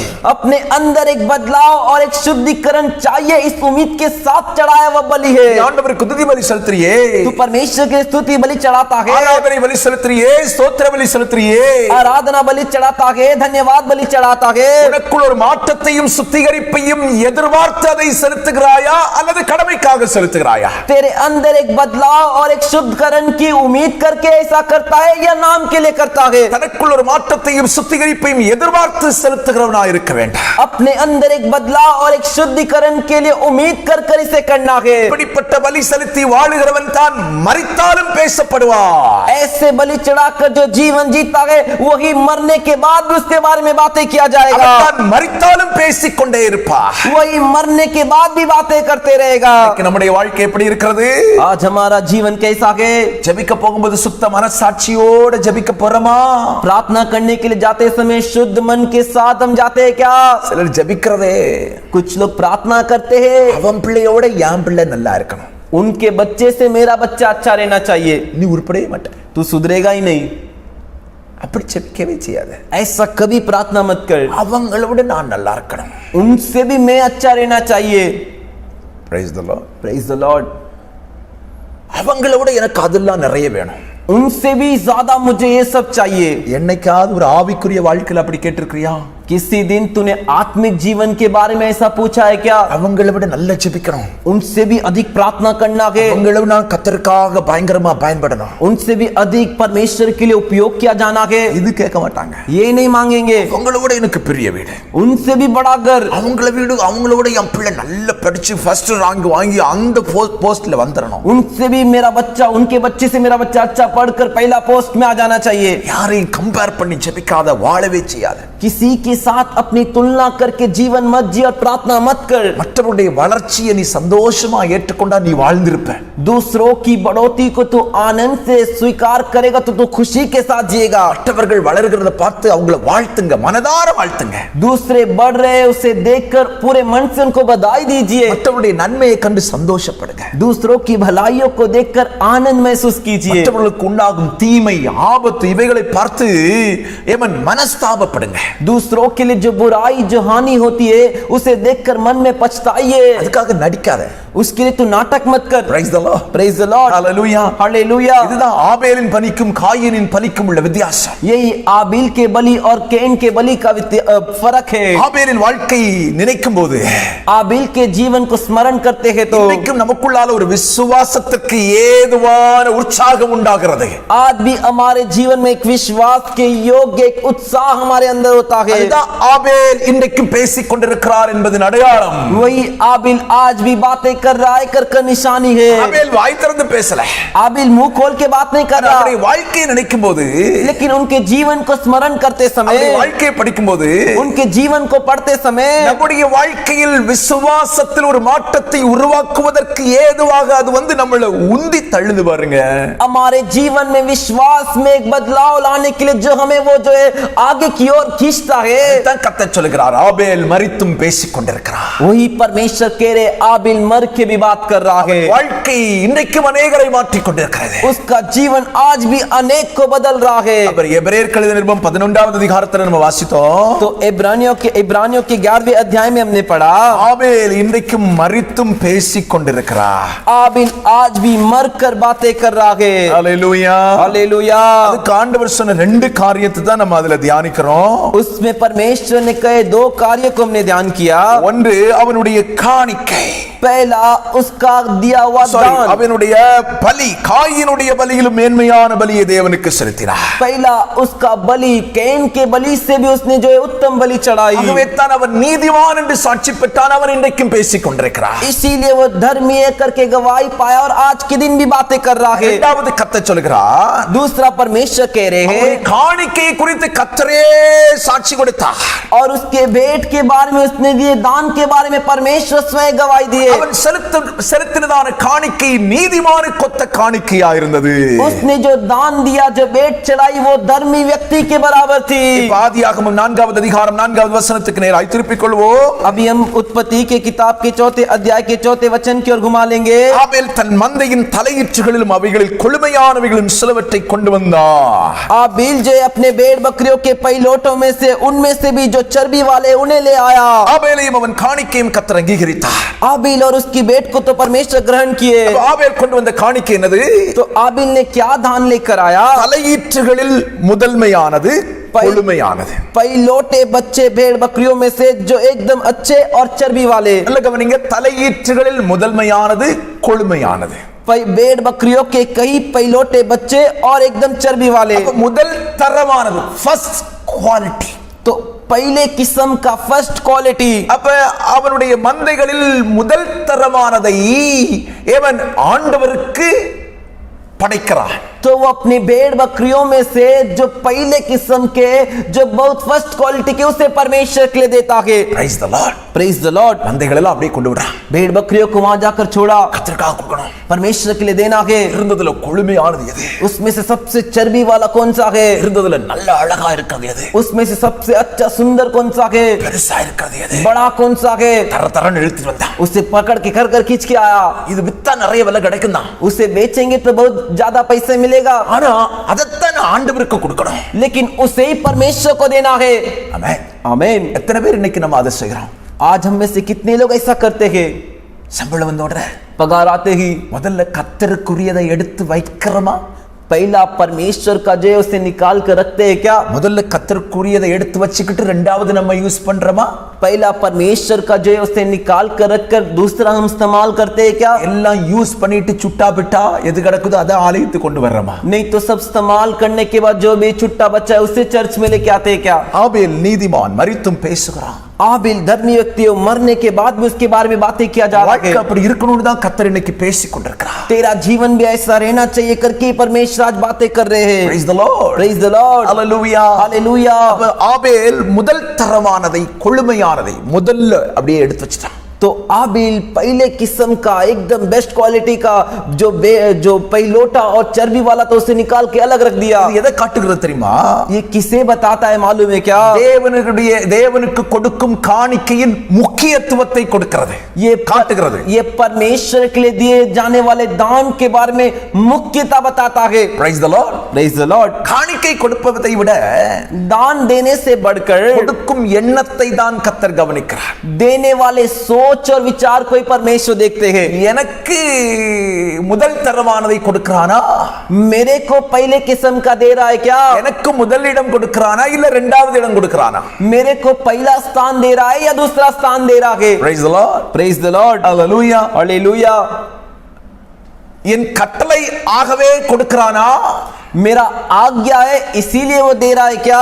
என் மேல் அன்பு வைத்து नहीं तो मेरे ऊपर प्रेम रखकर நான் செய்த உபகாரங்களை நினைத்து நன்றியுள்ள இருதயத்தோடு கொடுக்கறானா? मैंने जो उपकार उसके लिए किया है उसे धन्यवाद के हृदय के साथ दे रहा है क्या? இதை இரண்டையும் ஆண்டவர் கவனிக்கிறார். इन दोनों को परमेश्वर ध्यान से देखते हैं. இன்னைக்கு நிறைய கிறிஸ்தவங்க என்ன நினைக்கிறாங்க? आज बहुत से मसीह लोग क्या सोच रहे हैं? கர்த்தருடைய கட்டளை ஆச்சே கொடுக்கணுமே அப்படின்னு கொடுக்கறான். परमेश्वर की आज्ञा है इसीलिए देना है करके देते. தயவு செய்து கொடுக்கவே செய்யாத. कृपया करके ऐसा दिए मत. அந்த காணிக்கை ஆண்டவர் அங்கீகரிக்க மாட்டார், உன்னையும் அங்கீகரிக்க மாட்டார். उस दान को परमेश्वर अंगीकार नहीं करेंगे और तुझे भी अंगीकार नहीं करेंगे. கர்த்தர் செய்த உபகாரங்களை நினைத்து परमेश्वर के किए हुए उपकारों को समझकर நன்றி உள்ள இருதயத்தோட धन्यवाद के हृदय के साथ கர்த்தருடைய வார்த்தைக்கு கீழ்ப்படிய வேண்டும் என்ற எண்ணத்தோடு கர்த்தருக்கு கொடுக்க ஆரம்பி. परमेश्वर की बात को मानना है इस विचार के साथ तू दे. உங்களுக்கு நான் வேதத்திலிருந்து ஒரு சத்தியத்தை சொல்கிறேன். आपको मैं पवित्र शास्त्र में से एक सत्य बताता हूँ. ஆபேல் வாழ்ந்த காலத்தில் आबिल जीने वाले समय में கர்த்தருக்கு கொடுக்க வேண்டும் என்கிறதான கட்டளை கிடையாது. परमेश्वर के लिए देना है कर आज्ञा नहीं थी. ஆனால் लेकिन ஆபேல் இப்படிப்பட்ட ஒரு மேன்மையான காணிக்கையை கொண்டு வருவதற்கு காரணம் என்ன? आबिल इतना ऊंचा भेंट लेके आने का कारण क्या था? கர்த்தர் செய்த சகல உபகாரங்களையும் மறவாமல் கொண்டு வருகிறான் காணிக்கை. परमेश्वर उनके लिए किए हुए उपकारों को बिना भूले हुए दान लेकर आया. ஒரு ஆடு 2 ஆடு தான் இருந்துச்சு. एक भेड़ 2 भेड़ी थे. கர்த்தர் எனக்கு நல்ல சுகத்தை தந்தார், பலத்தை தந்தார். परमेश्वर मेरे को अच्छा सुख बल आरोग्यता दिए. ஆடு குட்டி போட்டு இவ்வளவு திரளா பெருகிச்சு. और भेड़ बकरी बच्चे देखकर इतने बहुतायत से फैल गए. என்ன பெருக பண்ணினாரு? मुझे परमेश्वर ने फलवंत किया. என்ன வாழ வச்சாரு? मुझे जीने के लिए रखे. அதனால நன்றி உள்ள இருதயத்தோடு முதல் தரமானதை தேவனுக்கு நான் கொடுக்கிறேன். इसीलिए धन्यवाद के हृदय के साथ पहले किस्म का मैं परमेश्वर को देता हूँ. இன்னைக்கு अनेक கிறிஸ்தவர்களுக்கு இதுதான் இல்ல. आज अनेक मसीलों के अंदर यही नहीं है. இத்தனை வருஷம் பாதுகாத்தார் அவனை. इतने साल से तेरी सुरक्षा किए, உன்னை பராமரித்தார், तेरा पालन पोषण किए, கல்வி தந்தார், तेरे को पढ़ाई लिखाई दिए, வேலை தந்தார், तेरे को नौकरी दिए, சுகம் தந்தார், तेरे को सुख दिए, நல்ல சம்பளம் தந்தார், अच्छा पगार दिए, நல்ல குடும்பம் தந்தார். अच्छा परिवार दिए. ஆண்டவருக்கு என்ன செய்த? तू परमेश्वर के लिए क्या किया? ஆண்டவருக்கு என்ன செய்த? तू परमेश्वर के लिए क्या किया?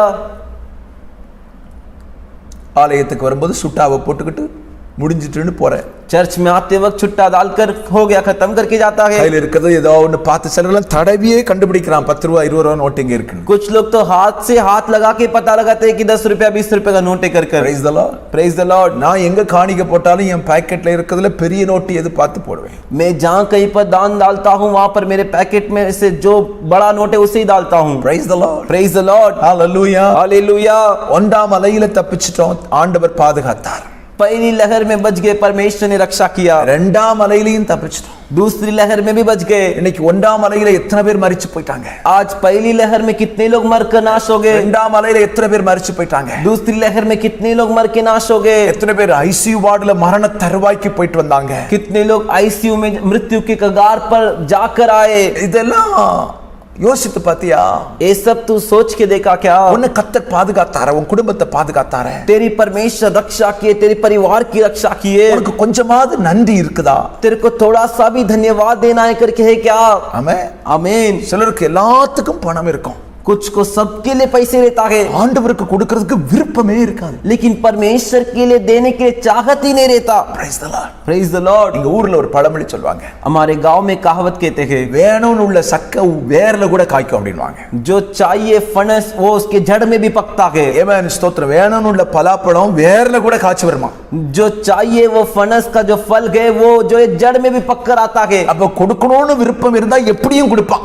तो देना है करके मन है तो कैसे भी देगा. அல்லேலூயா, हालेलुया, அல்லேலூயா, हालेलुया. கர்த்தருக்கு கொடுக்க வேண்டியதை கொடுக்காம இருக்கிறவன் கர்த்தருக்கு கடனாளியா இருக்கிறான். परमेश्वर के लिए जो देना है उसे परमेश्वर को नहीं देता है तो परमेश्वर के सामने कर्जदार है. நான் உங்களுக்கு சொல்கிறேன், मैं आपसे कहता हूँ, வேதவசனத்தின் ஆதாரத்தில் தான் நான் பேசுகிறேன். पवित्र शास्त्र के आधार से ही मैं आपसे बात कर रहा हूँ. கர்த்தருக்கு கொடுக்க வேண்டியதை கொடுக்காதவன் கர்த்தருக்கு கடனாளியா இருக்கிறான். परमेश्वर के लिए जो देना है उसे जो नहीं देता वो परमेश्वर के सामने कर्जदार है. அவன் பூமியில் வாழும் காலம் எல்லாம் கடனாளியாகவே இருப்பான். இதற்கு மாற்றமே இல்லை. वो पृथ्वी में जीने के सारे दिन एक कर्जदार बनकर ही जिएगा, इसमें कोई बदलाव नहीं. அப்படி வசனம் இருக்க பாஸ்டர்? ऐसा वचन है क्या पास्टर? நான் காட்டுறேன் உங்களுக்கு. मैं बताता हूँ आपको. நீதிமொழிகளின் புத்தகம் नीति वचन का पुस्तक 3வது அதிகாரம் 3 अध्याय 9-10 वचनங்கள். 9 और 10 वचन. நீதிமொழிகளின் புத்தகம் नीति वचन का पुस्तक 3வது அதிகாரம் 9-10 வசனங்கள். 3 अध्याय का 9 और 10 वचन. உன் பொருளாலும் உன் விளைச்சலின் முதற் பலனாலும் கர்த்தரை கனம் பண்ணு. अपने संपत्ति के द्वारा अपनी भूमि की सारी पहली उपज दे देकर यहोवा की प्रतिष्ठा करना. அர்த்தம் என்ன? मतलब क्या है?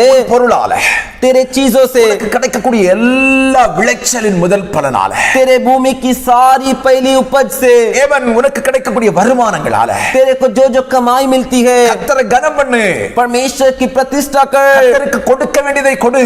परमेश्वर के लिए जो देना है उसे दे. வேதத்தில் சொல்லப்பட்டிருக்கிறபடி கர்த்தருக்கு கொடு. அதுதான் கர்த்தருக்கு கொடுக்கும் கனம். पवित्र शास्त्र में जैसा कहा गया वैसे तू परमेश्वर को दे, वही परमेश्वर के लिए तू देने वाला आदर प्रतिष्ठा है. உன் பொருளாலும் உன் விளைச்சலின் முதல் பலனாலும் கர்த்தரை கனம் பண்ணு. तेरे संपत्ति, तेरे चीजें और तेरे भूमि की सारी उपज देखकर परमेश्वर की प्रतिष्ठा कर. அப்பொழுது உன் களஞ்சியங்கள் பூரணமா பூரணமாய் நிரம்பும். इस प्रकार तेरे खत्ते भरे पूरे रहेंगे உன் ஆலைகளில் திராட்சரசம் புரண்டு ஓடும்.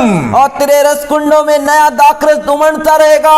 நான் உங்களுக்கு இப்படி சொல்றேன், तो मैं आपको ऐसा बताता हूँ, உன் பொருளாலும் எல்லா விளைச்சலாலும் கர்த்தரை நீ கனவீனம் பண்ணினார், तेरे संपत्ति तेरे चीजों से और तेरे पहली उपस्थित परमेश्वर का अनादर करेगा तो, கர்த்தரை கனவீனப்படுத்தினார், परमेश्वर का प्रतिष्ठा नहीं करेगा तो களஞ்சியங்கள் காலியாக இருக்கும். तेरे खत्ते खाली रहेंगे உன் ஆலைகளில் திராட்சரசம் ஒண்ணுமே இருக்காது, எம்டியா இருக்கும். और तेरे रस कुंडों में दाख मधु नहीं रहेगा, वो खाली रहेगा। அதான் நான் உங்களுக்கு சொன்னேன், वही मैंने आपको बताया। கர்த்தருக்கு கொடுக்க வேண்டியதை நீ கர்த்தருக்கு கொடுக்காமல் கடனாளியா இருந்தா, परमेश्वर को जो देना है उसे नहीं दिया और कर्जदार बनकर है तो பூமியில் வாழும் காலம் முழுசும் நீ கடனாளியா தான் இருப்ப. पृथ्वी में जीने के सारे दिन तो कर्जदार बनकर ही रहेगा। ஹல்லேலூயா, हालेलुया। அசமபாகம் என்று சொல்லி வேதத்தில் சொல்லப்பட்டிருக்கிறதே, दशमांश करके पवित्र शास्त्र में कहा गया இது है। வேதத்தில் சொல்லப்பட்ட ஒரு சத்தியம் என்பதை புரிந்து கொள். ये पवित्र शास्त्र में कहा गया एक सत्य है करके जान ले। இது ये ஏமன் ஒரு நன்றியோடு ஆண்டவருக்கு கொடுக்கப்படக்கூடிய ஒரு ஈகை. ये धन्यवाद के साथ देने वाला एक दान है।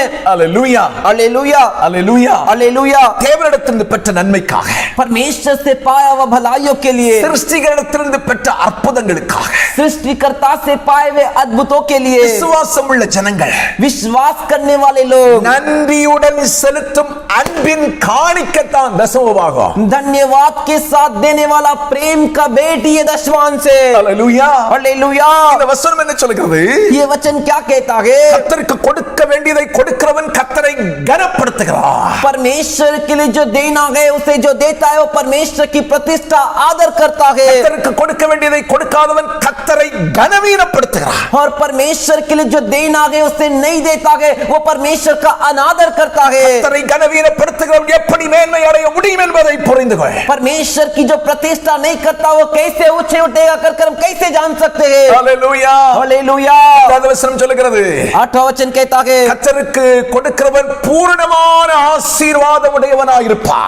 परमेश्वर के लिए जो देता है वो परिपूर्ण आशीष पाएगा। களஞ்சியங்கள் பூரணமாய் நிரம்ப, उसके खत्ते भंडार पूरे भरे रहेंगे। கர்த்தருக்கு கொடுக்கிறவனுடைய வாழ்க்கையில ஒரு குறையும் வராதுங்க.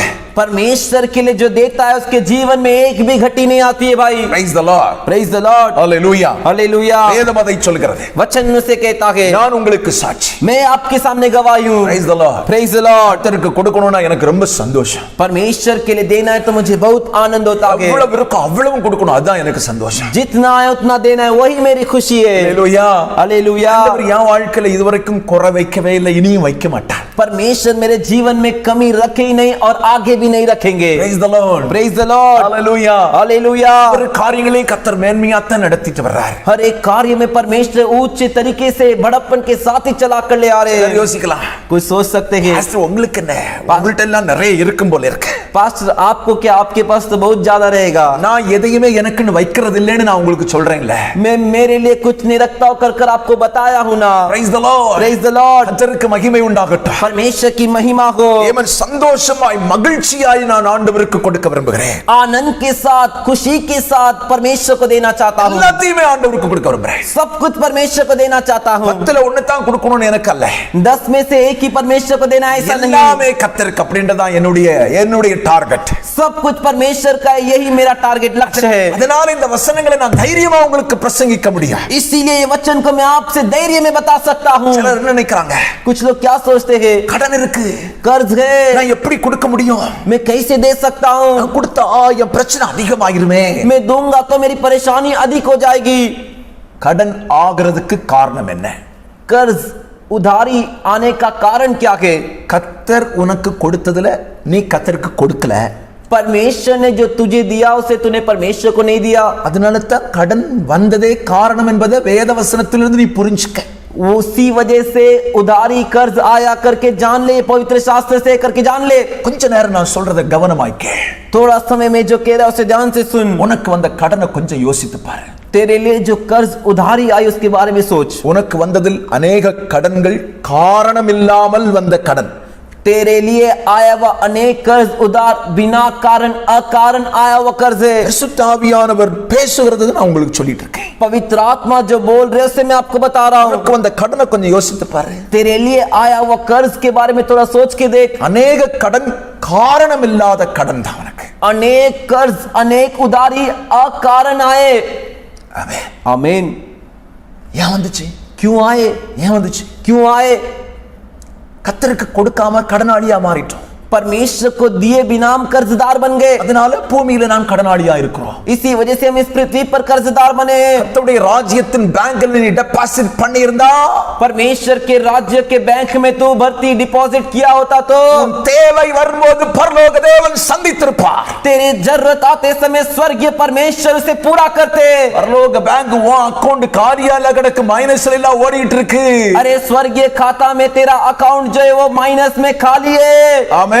आमीन। பூமியில எப்படி உனக்கு கடன் வராமல் இருக்கும்? तो इस पृथ्वी में कैसे तेरे उधार आए बिना रहेगा? ஆவிக்குரியவன் மட்டுமே இந்த சத்தியத்தை புரிந்து கொள்ள முடியும். सिर्फ आत्मिक व्यक्ति इस सत्य को जान सकता है। Praise the Lord. Praise the Lord। புரிந்து கொண்டவர் ஆசீர்வதிக்கப்படுவார். जो इसे जान लेगा वो आशीष पाएगा। Praise the Lord. Praise the Lord। Hallelujah. Hallelujah। Hallelujah. Hallelujah। சிலருக்கு என்னத்தான் அடிபட்டாலும் புரிய வச்சியாது. कुछ लोग कितना भी मार खाए वो समझते ही नहीं। 1000 ரூபாய் கொடுத்தா பெருசா நினைச்சுக்கிட்டு இருப்பான். 1000 रुपया देंगे तो बड़ी बात है समझते हैं।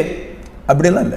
ऐसा सब नहीं। சிலருக்கு 1000 ரூபாய் மாசம் சச்சி கொடுத்துட்டோம், அப்ப 1000 ரூபாய் கொடுத்துட்டேன் அப்படின்னா. कुछ लोग 1000 रुपया महीने में चर्च के लिए दे दिए तो 1000 रुपया दे दो करके बड़ा सोचते हैं। அப்படிலாம் இல்ல. ऐसा सब नहीं। Hallelujah. हालेलुया। கர்த்தருக்கு கொடுக்க வேண்டியது முதல் தரமானதா இருக்க வேண்டும். परमेश्वर के लिए जो तू देता है वो पहले किस्म का रहना चाहिए। வாங்குறதுல பாதி இன்னைக்கு வட்டிக்கார சாப்பிடுறான். तू जो आज तेरे पास आ रहा है उसमें से आधा जो ब्याज में देते वो खा रहे। வாங்குறதுல अनेक பணங்கள் அந்நியனுக்கு போகுது. तू जो तेरे को जो पैसे आते हैं उसमें से अनेक जो है दूसरे लोग के पास जा रहे हैं। வாங்குறதுல अनेक சம்பளங்கள் அநியாயமா போகுது. तू जो कब पगार ले रहा है वो उसमें से अनेक जो है अन्याय के लिए जा रहा है। உனக்கும் உன் பிள்ளைகளுக்கும் உபயோகம் இல்லாம போகுது. तेरे और तेरे बच्चों के लिए उपयोगी नहीं हो रहा, ऐसा जा रहे हैं। ஆண்டவர் என்ன சொல்லிருக்கார்? परमेश्वर ने क्या कहा है? கையின் பிரயாசத்தை நீ சாப்பிடுவாய், பாக்கியமும் நன்மையும் உண்டாயிருக்கும். तेरे हाथों के प्रयास को तू खाएगा, तेरे लिए भलाई और अनुग्रह रहेगी। கையின் பிரயாசத்தை இன்னொருவன் சாப்பிடுறானால நினைச்சுக்க நீ. तेरे हाथों के प्रयास से कोई और खा रहा है तो तू जान ले।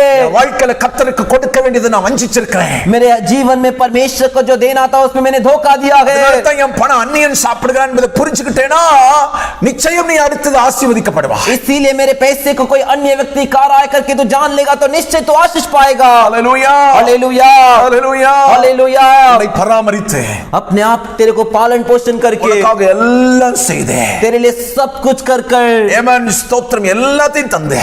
सब कुछ देकर உன்னை மேன்மைப்படுத்தின ஆமென் தேவனே तेरे को बड़प्पन दिए हुए परमेश्वर को வஞ்சித்திருக்கிறாய். तूने धोखा दिया है, ஆகவே அது உனக்கு சாபமாய் மாறி இருக்கிறது. इसीलिए वो तेरे लिए श्राप बना है। கர்த்தர் உங்களோடு பேசுவதற்கு ஒரு உதாரணத்தை எனக்கு சொன்னார். परमेश्वर आपसे बात करने के लिए एक उदाहरण कहे, ஒன்றை கவனித்துக் கொள்ளுங்கள். अच्छे से समझ लीजिए। நீங்க ஒரு தொழில் தொடங்க போறீங்க.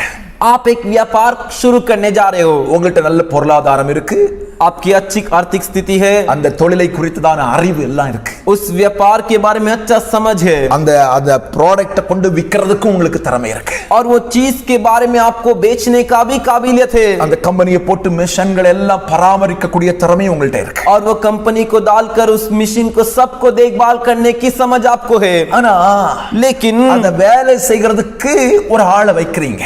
उसे काम करने के लिए एक व्यक्ति को नियुक्त करते हो। அவன்கிட்ட சொல்றீங்க, उस व्यक्ति से कहते हो, அப்பா நீ வேலை செய்ப்பா, ए भाई तू यहाँ पर काम कर, ஒரு பீஸ் ஒன்னு நீ பண்ணேன்னா உனக்கு குறிப்பிட்ட அமௌண்ட், और तू एक पीस इसमें से बनाएगा तो तेरे को उसमें से पैसा दिया जाएगा, சம்பளமா நான் உனக்கு தருவேன் அப்படின்னு சொல்லிட்டு और तेरे तनख्वाह तेरे पगार में से दूंगा करके बताकर நான் வேற காரியத்துக்காக போறேன், நீ எல்லாத்தையும் சமாளிச்சுக்க. और आप दूसरे कार्य के लिए जा रहे हैं और उस व्यक्ति को बोल रहे तो सब कुछ संभाल ले, எல்லாமே நீங்க தான் அவனுக்கு உதவி செய்தீங்க.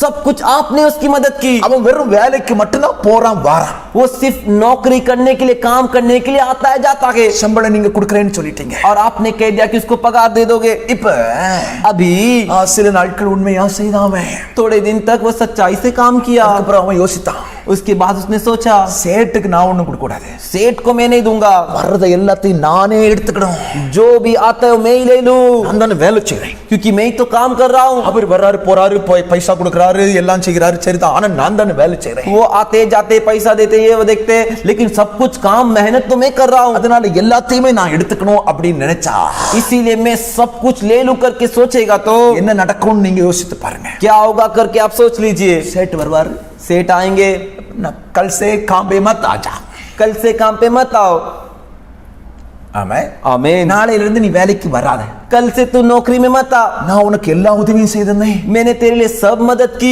உனக்கு என்ன வேணுமோ அவ்வளவு ஃபெசிலிட்டி கொடுத்தேன், तेरे को जो भी सुविधा चाहिए थी वो सारी सुविधा दी, ஆனா எனக்கு தர வேண்டியதையும் நீ எடுத்துக்கிட்டியா வஞ்சிச்சு, लेकिन मुझे जो देना था उससे भी तूने धोखे से ले लिया क्या? இவ்வளவு மோசமான வேலைக்காரன் எனக்கு வேண்டான்னு சொல்லுவானா சொல்ல மாட்டானா? इतना बुरा नौकरी करने वाला नहीं चाहिए करके वो कहेगा कि नहीं? Praise the Lord. Praise the Lord. அந்த சேட்டுக்கு கோபம் வருமா வராதா அப்படின்றத மட்டும் நீங்க யோசித்து பாருங்க। वो सेठ को गुस्सा आएगा या नहीं आएगा करके सोच लीजिए। இன்னைக்கு இதைத்தான் நம்ம செய்கிறோம்।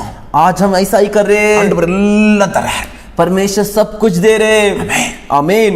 நீ வேலைக்கு மட்டும்தான் போயிட்டு வர, तू सिर्फ नौकरी में जाके आ रहा है, பாதுகாப்பு அவர் தராரு, सुरक्षा वो दे रहे, சுகம் அவர் தராரு, सुख वो दे रहे, Praise the Lord. Praise the Lord, ஞானம் அவர் உனக்கு தராரு, ज्ञान वो तुझे दे रहे, வருமானங்கள் அவர் தான் உனக்கு தராரு, कमाई तंको वो तुझे दे रहे, இருக்க சூழ்நிலைகளுக்கெல்லாம் ஒரு மாற்றத்தை அவன் கொடுத்து உனக்கு சாதகமா எல்லாம் அவர் தான் செய்கிறாரு। वहां की परिस्थिति को सब तेरे पक्ष में देखकर सब कुछ वही कार्य कर रहे।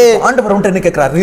अब परमेश्वर तुझसे क्या पूछ रहे? எல்லாம் தரேன்ப்பா, मैं सब कुछ तुझे दे रहा हूं, ஆனா लेकिन என் ஆலயத்தில் ஆகாரம் உண்டாயிருக்கும்படி मेरे कलीसिया में भोजन रहने के लिए 10ல ஒரு பகுதியை மட்டும் நீ எனக்கு தா, 9 நீ வச்சுக்க। 10 में से एक हिस्सा तो मुझे दे, बाकी 9 तू रख ले। ஆமென்। आमीन। நம்ம என்ன சொல்றோம்? हम क्या कहते हैं? நான் தானே வேலைக்கு போறேன், मैं ही तो काम पे जा रहा हूं, எவ்வளவு मेहनत பண்றேனா, कितना मेहनत करता हूं मैं, அதனால ஆண்டவருக்கு நான் ஏன் கொடுக்கணும்? तो मैं परमेश्वर को क्यों दूं? எல்லாத்தையும் நானே வச்சுக்கிறேன்। सब कुछ मैं रख लेता हूं। நான் உனக்கு சொல்றேன், लेकिन मैं तुझसे कहता हूं, தேவனை வஞ்சிக்கிற எவனும் परमेश्वर को धोखा देने वाला कोई भी ஆசீர்வதிக்கப்பட முடியாது, அவன் சபிக்கப்பட்டவன் என்பதை வேதம் சொல்லுகிறது। वो आशीष नहीं पाएगा, वो श्रापित है कर वचन कहता है। தேவனை வஞ்சிக்கிற எவனும் தன் தலைமுறைக்கு சாபத்தை வாங்கி வைத்துக் கொண்டு போகிறான்। परमेश्वर से जो धोखा देता है वो अपने संतानों वंश के लिए जो श्राप कमा के जाता है। Praise the Lord. Praise the Lord। பரிசுத்த ஆவியானவர் சொல்றதுனால தான் நான் உனக்கு சொல்றேன், पवित्र आत्मा जो कह रहे उससे मैं तुझसे बता रहा हूं, தைரியமா பிரசங்கிக்க முடியும், धैर्य के साथ में प्रचार कर सकता हूं। கர்த்தர் சொல்லுகிற வார்த்தையாகவே நான் சொல்லுகிறேன்। परमेश्वर कहने वाला वचन इसीलिए मैं कह रहा हूं। நெருக்கடி நேரத்தில் ஏவன் கர்த்தருக்கு உண்மையாக இருக்கிறோமா என்பதையும் சிந்திக்க வேண்டாம்। संकट और दबाव के समय हम परमेश्वर के सामने सच्चा है क्या करके भी विचार करना है। பொருளாதாரத்துல நெருக்கடி இருக்கு, आर्थिक स्थिति में दबाव है, இந்த நேரத்துல கர்த்தருக்கு எப்படி இருக்கிறோம், உண்மை உள்ளவர்களா இருக்கிறோமா இல்லையா? ऐसे स्थिति और समय में हम परमेश्वर के सामने सच्चा है या नहीं है। 2 கொரிந்தியர் 8வது அதிகாரம் 2வது வசனம் சொல்கிறது, दूसरे कोरिन्थियों का 8वां वचन कहता है, மக்கதோனியா சபையார் मकदुनिया की कलीसिया மிகுந்த உபத்திரவத்தில் சோதிக்கப்படுகையில் बहुत ही क्लेश और परखे जाने के समय, கொடிய தரித்திரமுடையவர்களா இருக்கும்போது भारी कंगालपन में रहते समय தங்கள் பரிபூரண சந்தோஷத்தினாலே अपने परिपूर्ण खुशी के साथ மிகுந்த உதாரத்துவமாய் கொடுத்தார்கள்। बहुत ही उदारता के साथ दिए। அல்லேலூயா। हालेलुया। அவங்களுக்கு தரித்திரம் இருந்துச்சு, ये उनके लिए कंगालपन था, அவங்களுக்கு உபத்திரவம் சோதிக்கப்படுகிற நேரம், उनके लिए क्लेश, उनका परखने का समय था, ஆனா பரிபூரண சந்தோஷமா கர்த்தருக்கு காணிக்கை கொடுத்தாங்க, लेकिन परिपूर्ण आनंद के साथ परमेश्वर को दान दिए, உதாரத்துவமா கர்த்தருக்கு கொடுத்தாங்க। उदारता के साथ वो दान दिए। இந்த நெருக்கடி காலத்துல इस संकट और दबाव के समय எத்தனை பேர் வந்த வருமானத்துல கர்த்தருக்கு உண்மையா காணிக்கை கொடுத்தீங்க? कितने लोग आए हुए तनख्वाह, आए हुए पगार में से सच्चाई से परमेश्वर के लिए दान दिए। Praise the Lord. Praise the Lord। கொஞ்ச வருமானம் தான் வந்துச்சு, थोड़ा सा ही कमाई आया। ஆண்டவர் என்ன சொல்றாரு? परमेश्वर क्या कह रहे? வசனம் என்ன சொல்லுது? वचन क्या कहता है? கொஞ்சத்தில் உண்மை உள்ளவன் பரிபூர்ணமான ஆசீர்வாதத்தில் பெறுவான், கொஞ்சத்தில் உண்மை உள்ளவனை கர்த்தர் அநேகத்தின் மேலே அதிகாரியாய் வைப்பார்। जो थोड़े में जो है सच्चा रहता है उससे परमेश्वर परिपूर्ण आशीष करते हैं, और जो थोड़े में सच्चा रहता है उससे अनेक के ऊपर अधिकारी ठहराते हैं। Praise the Lord. Praise the Lord. Hallelujah. Hallelujah. எவ்வளவு வந்துச்சுன்னு என்பது அல்ல, कितना आया है वो बड़ी बात नहीं, கேவன் வந்ததுல முதல் தரம் 10ல 1 கர்த்தருக்கு கொடுத்தியா जो आया है उसमें से पहला किस्म 10 में से 1 परमेश्वर को दिया क्या, என்பது தான் கேள்வி. यही सवाल है। எவ்வளவு கொடுக்கிறாய் என்பது அல்ல, तू कितना देता है वो नहीं, எத்தனை சதவீதம் கொடுக்கிற அதுதான் ரொம்ப முக்கியம். कितना प्रतिशत तू देता है वही मुख्य है। 10,000 சம்பளம் வாங்குறோம் 5,000 ரூபாய் 10,000 கொடுத்துருவான். 50,000 जो कमाता है वो 5,000 दे देगा। 500 ரூபாய் வாங்குற நீ 500 रुपया लेने वाला तू 50 ரூபாய் கொடுத்தா போதும், 50 रुपया देगा तो काफी है। வருமானத்துக்கு ஏற்றபடி கொடுத்தா போதும். तेरे जो कमाई के बराबर है तू देगा तो काफी है। சொல்லுவாங்க அவங்கள மாதிரி எல்லாம் கொடுக்க முடியல, कुछ लोग कहते वो जितना देते ना उतना नहीं दे सकता। கர்த்தர் அதை உன்கிட்ட கேட்கவே இல்லையே. परमेश्वर ने वो तुझसे मांगा ही உனக்கு नहीं। எவ்வளவு வந்துச்சு அதுல 10ல 1 கொடுக்கறியா அதுதான். तेरे को जितना आया उसमें से तू 10 में से 1 दे रहा है क्या, वही बात है। மல்கியாவின் புத்தகம் 3வது அதிகாரம் 10-11 வசனங்களை நான் வாசிக்க விரும்புகிறேன். मलाकी के पुस्तक के 30 अध्याय के 10 और 11 वचन को पढ़ना चाहता हूँ। மல்கியாவின் புத்தகம் मलाकी का पुस्तक ஏமேன் ஸ்தோத்திரம் 3வது அதிகாரம் 3 अध्याय 10-11 வசனங்கள் இப்படியாய் சொல்கிறது. 10 और 11 वचन इस तरह कहता है, நீங்கள் ஏமேன் ஆலயத்தில் ஆகாரம் உண்டாயிருக்கும்படி कलीसिया में भोजन रहे इसलिए தசம பாகங்களை எல்லாம் பண்டகசாலையிலே கொண்டு வாருங்கள். दशमांश को सब भंडार में ले आओ। அப்பொழுது तब வானத்தின் பலகணிகளை திறந்து आकाश के झरोखे को खोलकर நான் உங்களுக்கு இடங்கொள்ளாமல் போக மட்டும் உங்களின் மேலே ஆசீர்வாதத்தை வர்ஷிக்க பண்ண மாட்டேனோ என்று அதனால் என்னை சோதித்து பாருங்கள். तुम्हारे ऊपर अपरंपार आशीष की वर्षा करता हूँ कि नहीं करके तुम मुझे परख कर देखो। அப்ப ஆலயத்துல 10ல் 1 கொடுத்தா तो कलीसिया में आके 10 में से 1 हिस्सा दोगे तो ஆண்டவர் வானத்தின் பலகணிகளை திறந்து இடங்கொள்ளாமல் போக மட்டும் உன்னை ஆசீர்வதிப்பாரா? परमेश्वर आकाश के झरोखे को खोलकर तुझे अपरंपार आशीष करेंगे। அடுத்த வசனம் சொல்லுகிறது, अगला वचन कहता है, உனக்குள் சாபமும் இராது தரித்திரமும் இராது என்று வேதம் சொல்லுகிறது. तेरे लिए कंगालपन भी नहीं रहेगा, श्राप भी नहीं रहेगा। வசனத்தை வாசிக்கிறப்ப உங்களுக்கு புரியும். 11 वचन को मैं पढ़ता तब तुम समझोगे। பூமியின் கனியை பட்சித்து போடுகிறவைகளை உங்கள் நிமித்தம் கண்டிப்பே.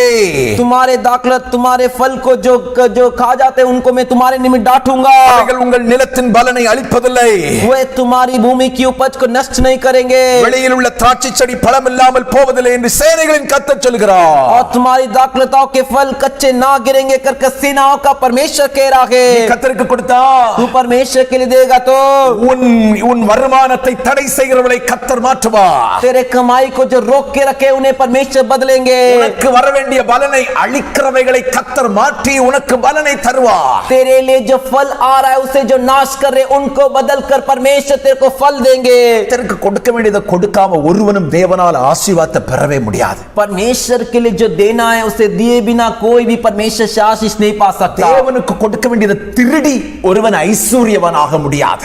परमेश्वर को जो देना है उसे चोरी कर कर कोई भी धनवान नहीं बन அதே सकता, நேரத்தில் அவன் தரித்திரம் அவனை விட்டு ஓயவும் செய்யாது. और उसी समय उसका कंगालपन उससे दूर नहीं जाता। ஹல்லேலூயா. हालेलुया।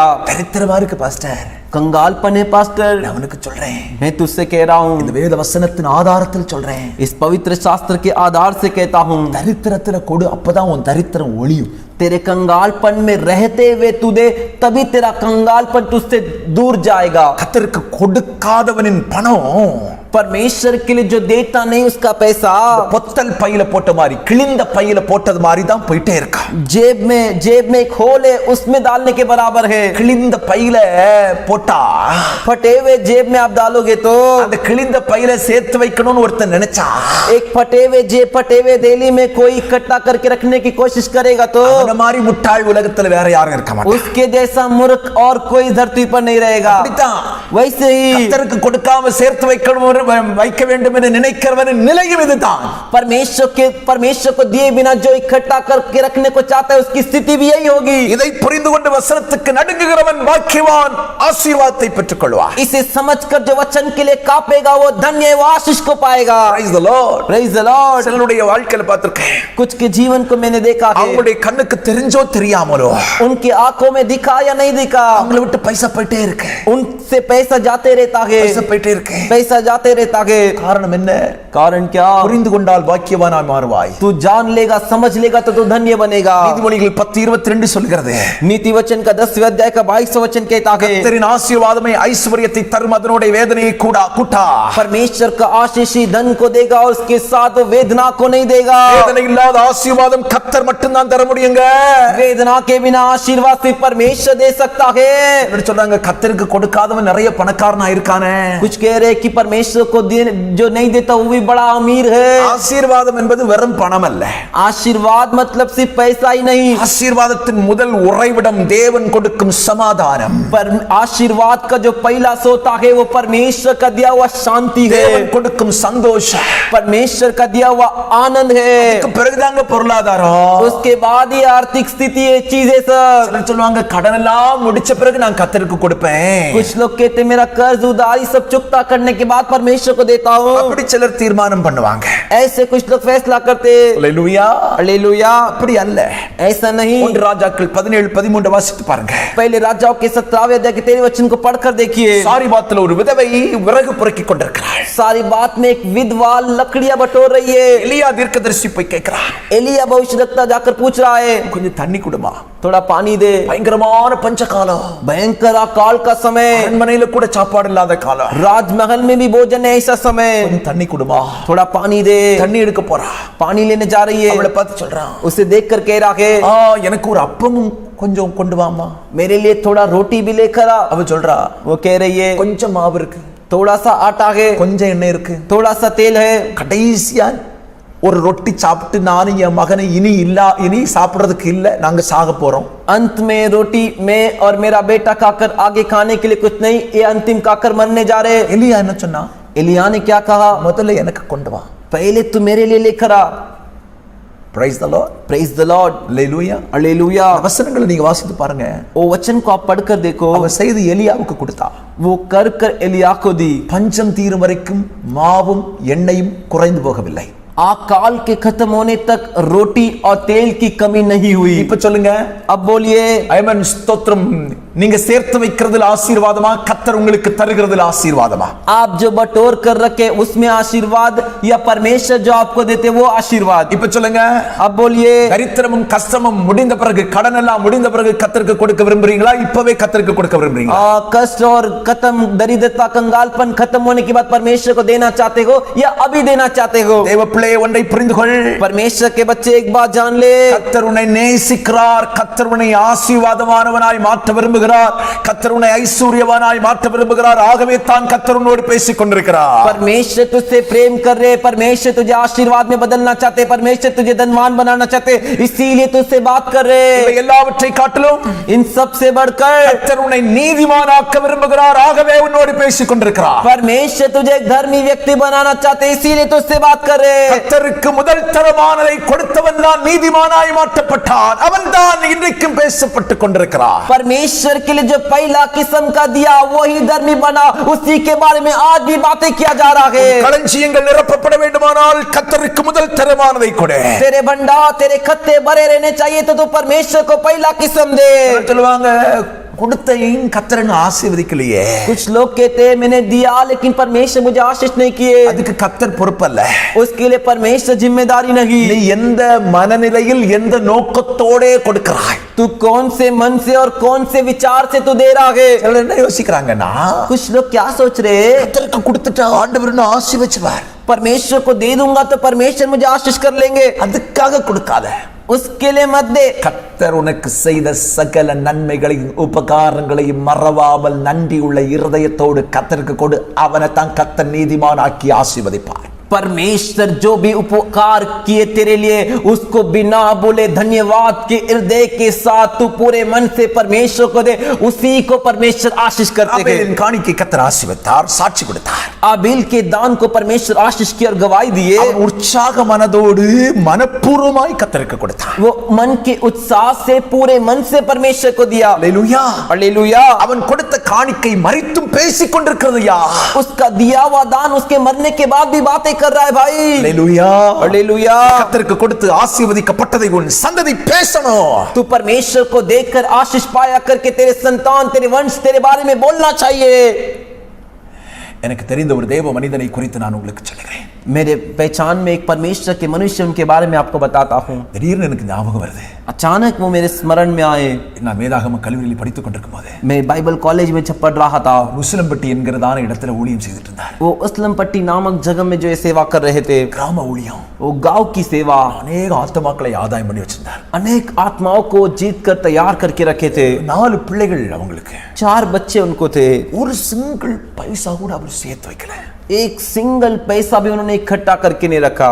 எவ்வளோ வியாதி வந்துச்சு. कितने बीमारी आए. 50க்கு மேல தடவை அவருக்கு ஹார்ட் அட்டாக்கே வந்துச்சு. 50 के ऊपर उनको हार्ट अटैक आया. 50வது முறை ஹார்ட் அட்டாக் வந்து உயிர் பிழைச்சிட்டார். 50वीं बार हार्ट अटैक आया और वो बच गए. அப்ப எங்களுக்கு ஒரு ஆடு வெட்டி பைபிள் காலேஜ்ல ஸ்டூடண்ட்ஸ்க்கு சாப்பாடு போட்டார். तब हमारे लिए एक भेड़ को काट कर जो है बाइबल कॉलेज के स्टूडेंट को खाना खिलाए. 50 முறை கர்த்தர் ஹார்ட் அட்டாக்ல இருந்து பாதுகாத்தார். 50 बार परमेश्वर हार्ट अटैक से मुझे बचाए. சரித்திரத்துல வேற எங்கேயுமே இருக்காது இது. इतिहास में और कहीं नहीं रहेगा ये. ஆண்டவர் நல்ல ஊழியம் செய்ய கிருபை கொடுத்தார். परमेश्वर अच्छा उनको सेवा करने के लिए अनुग्रह दिए. ஒரு குறிப்பிட்ட காலத்தில் அவர் மரித்து விட்டார். एक ठहराए हुए समय में वो मर गए.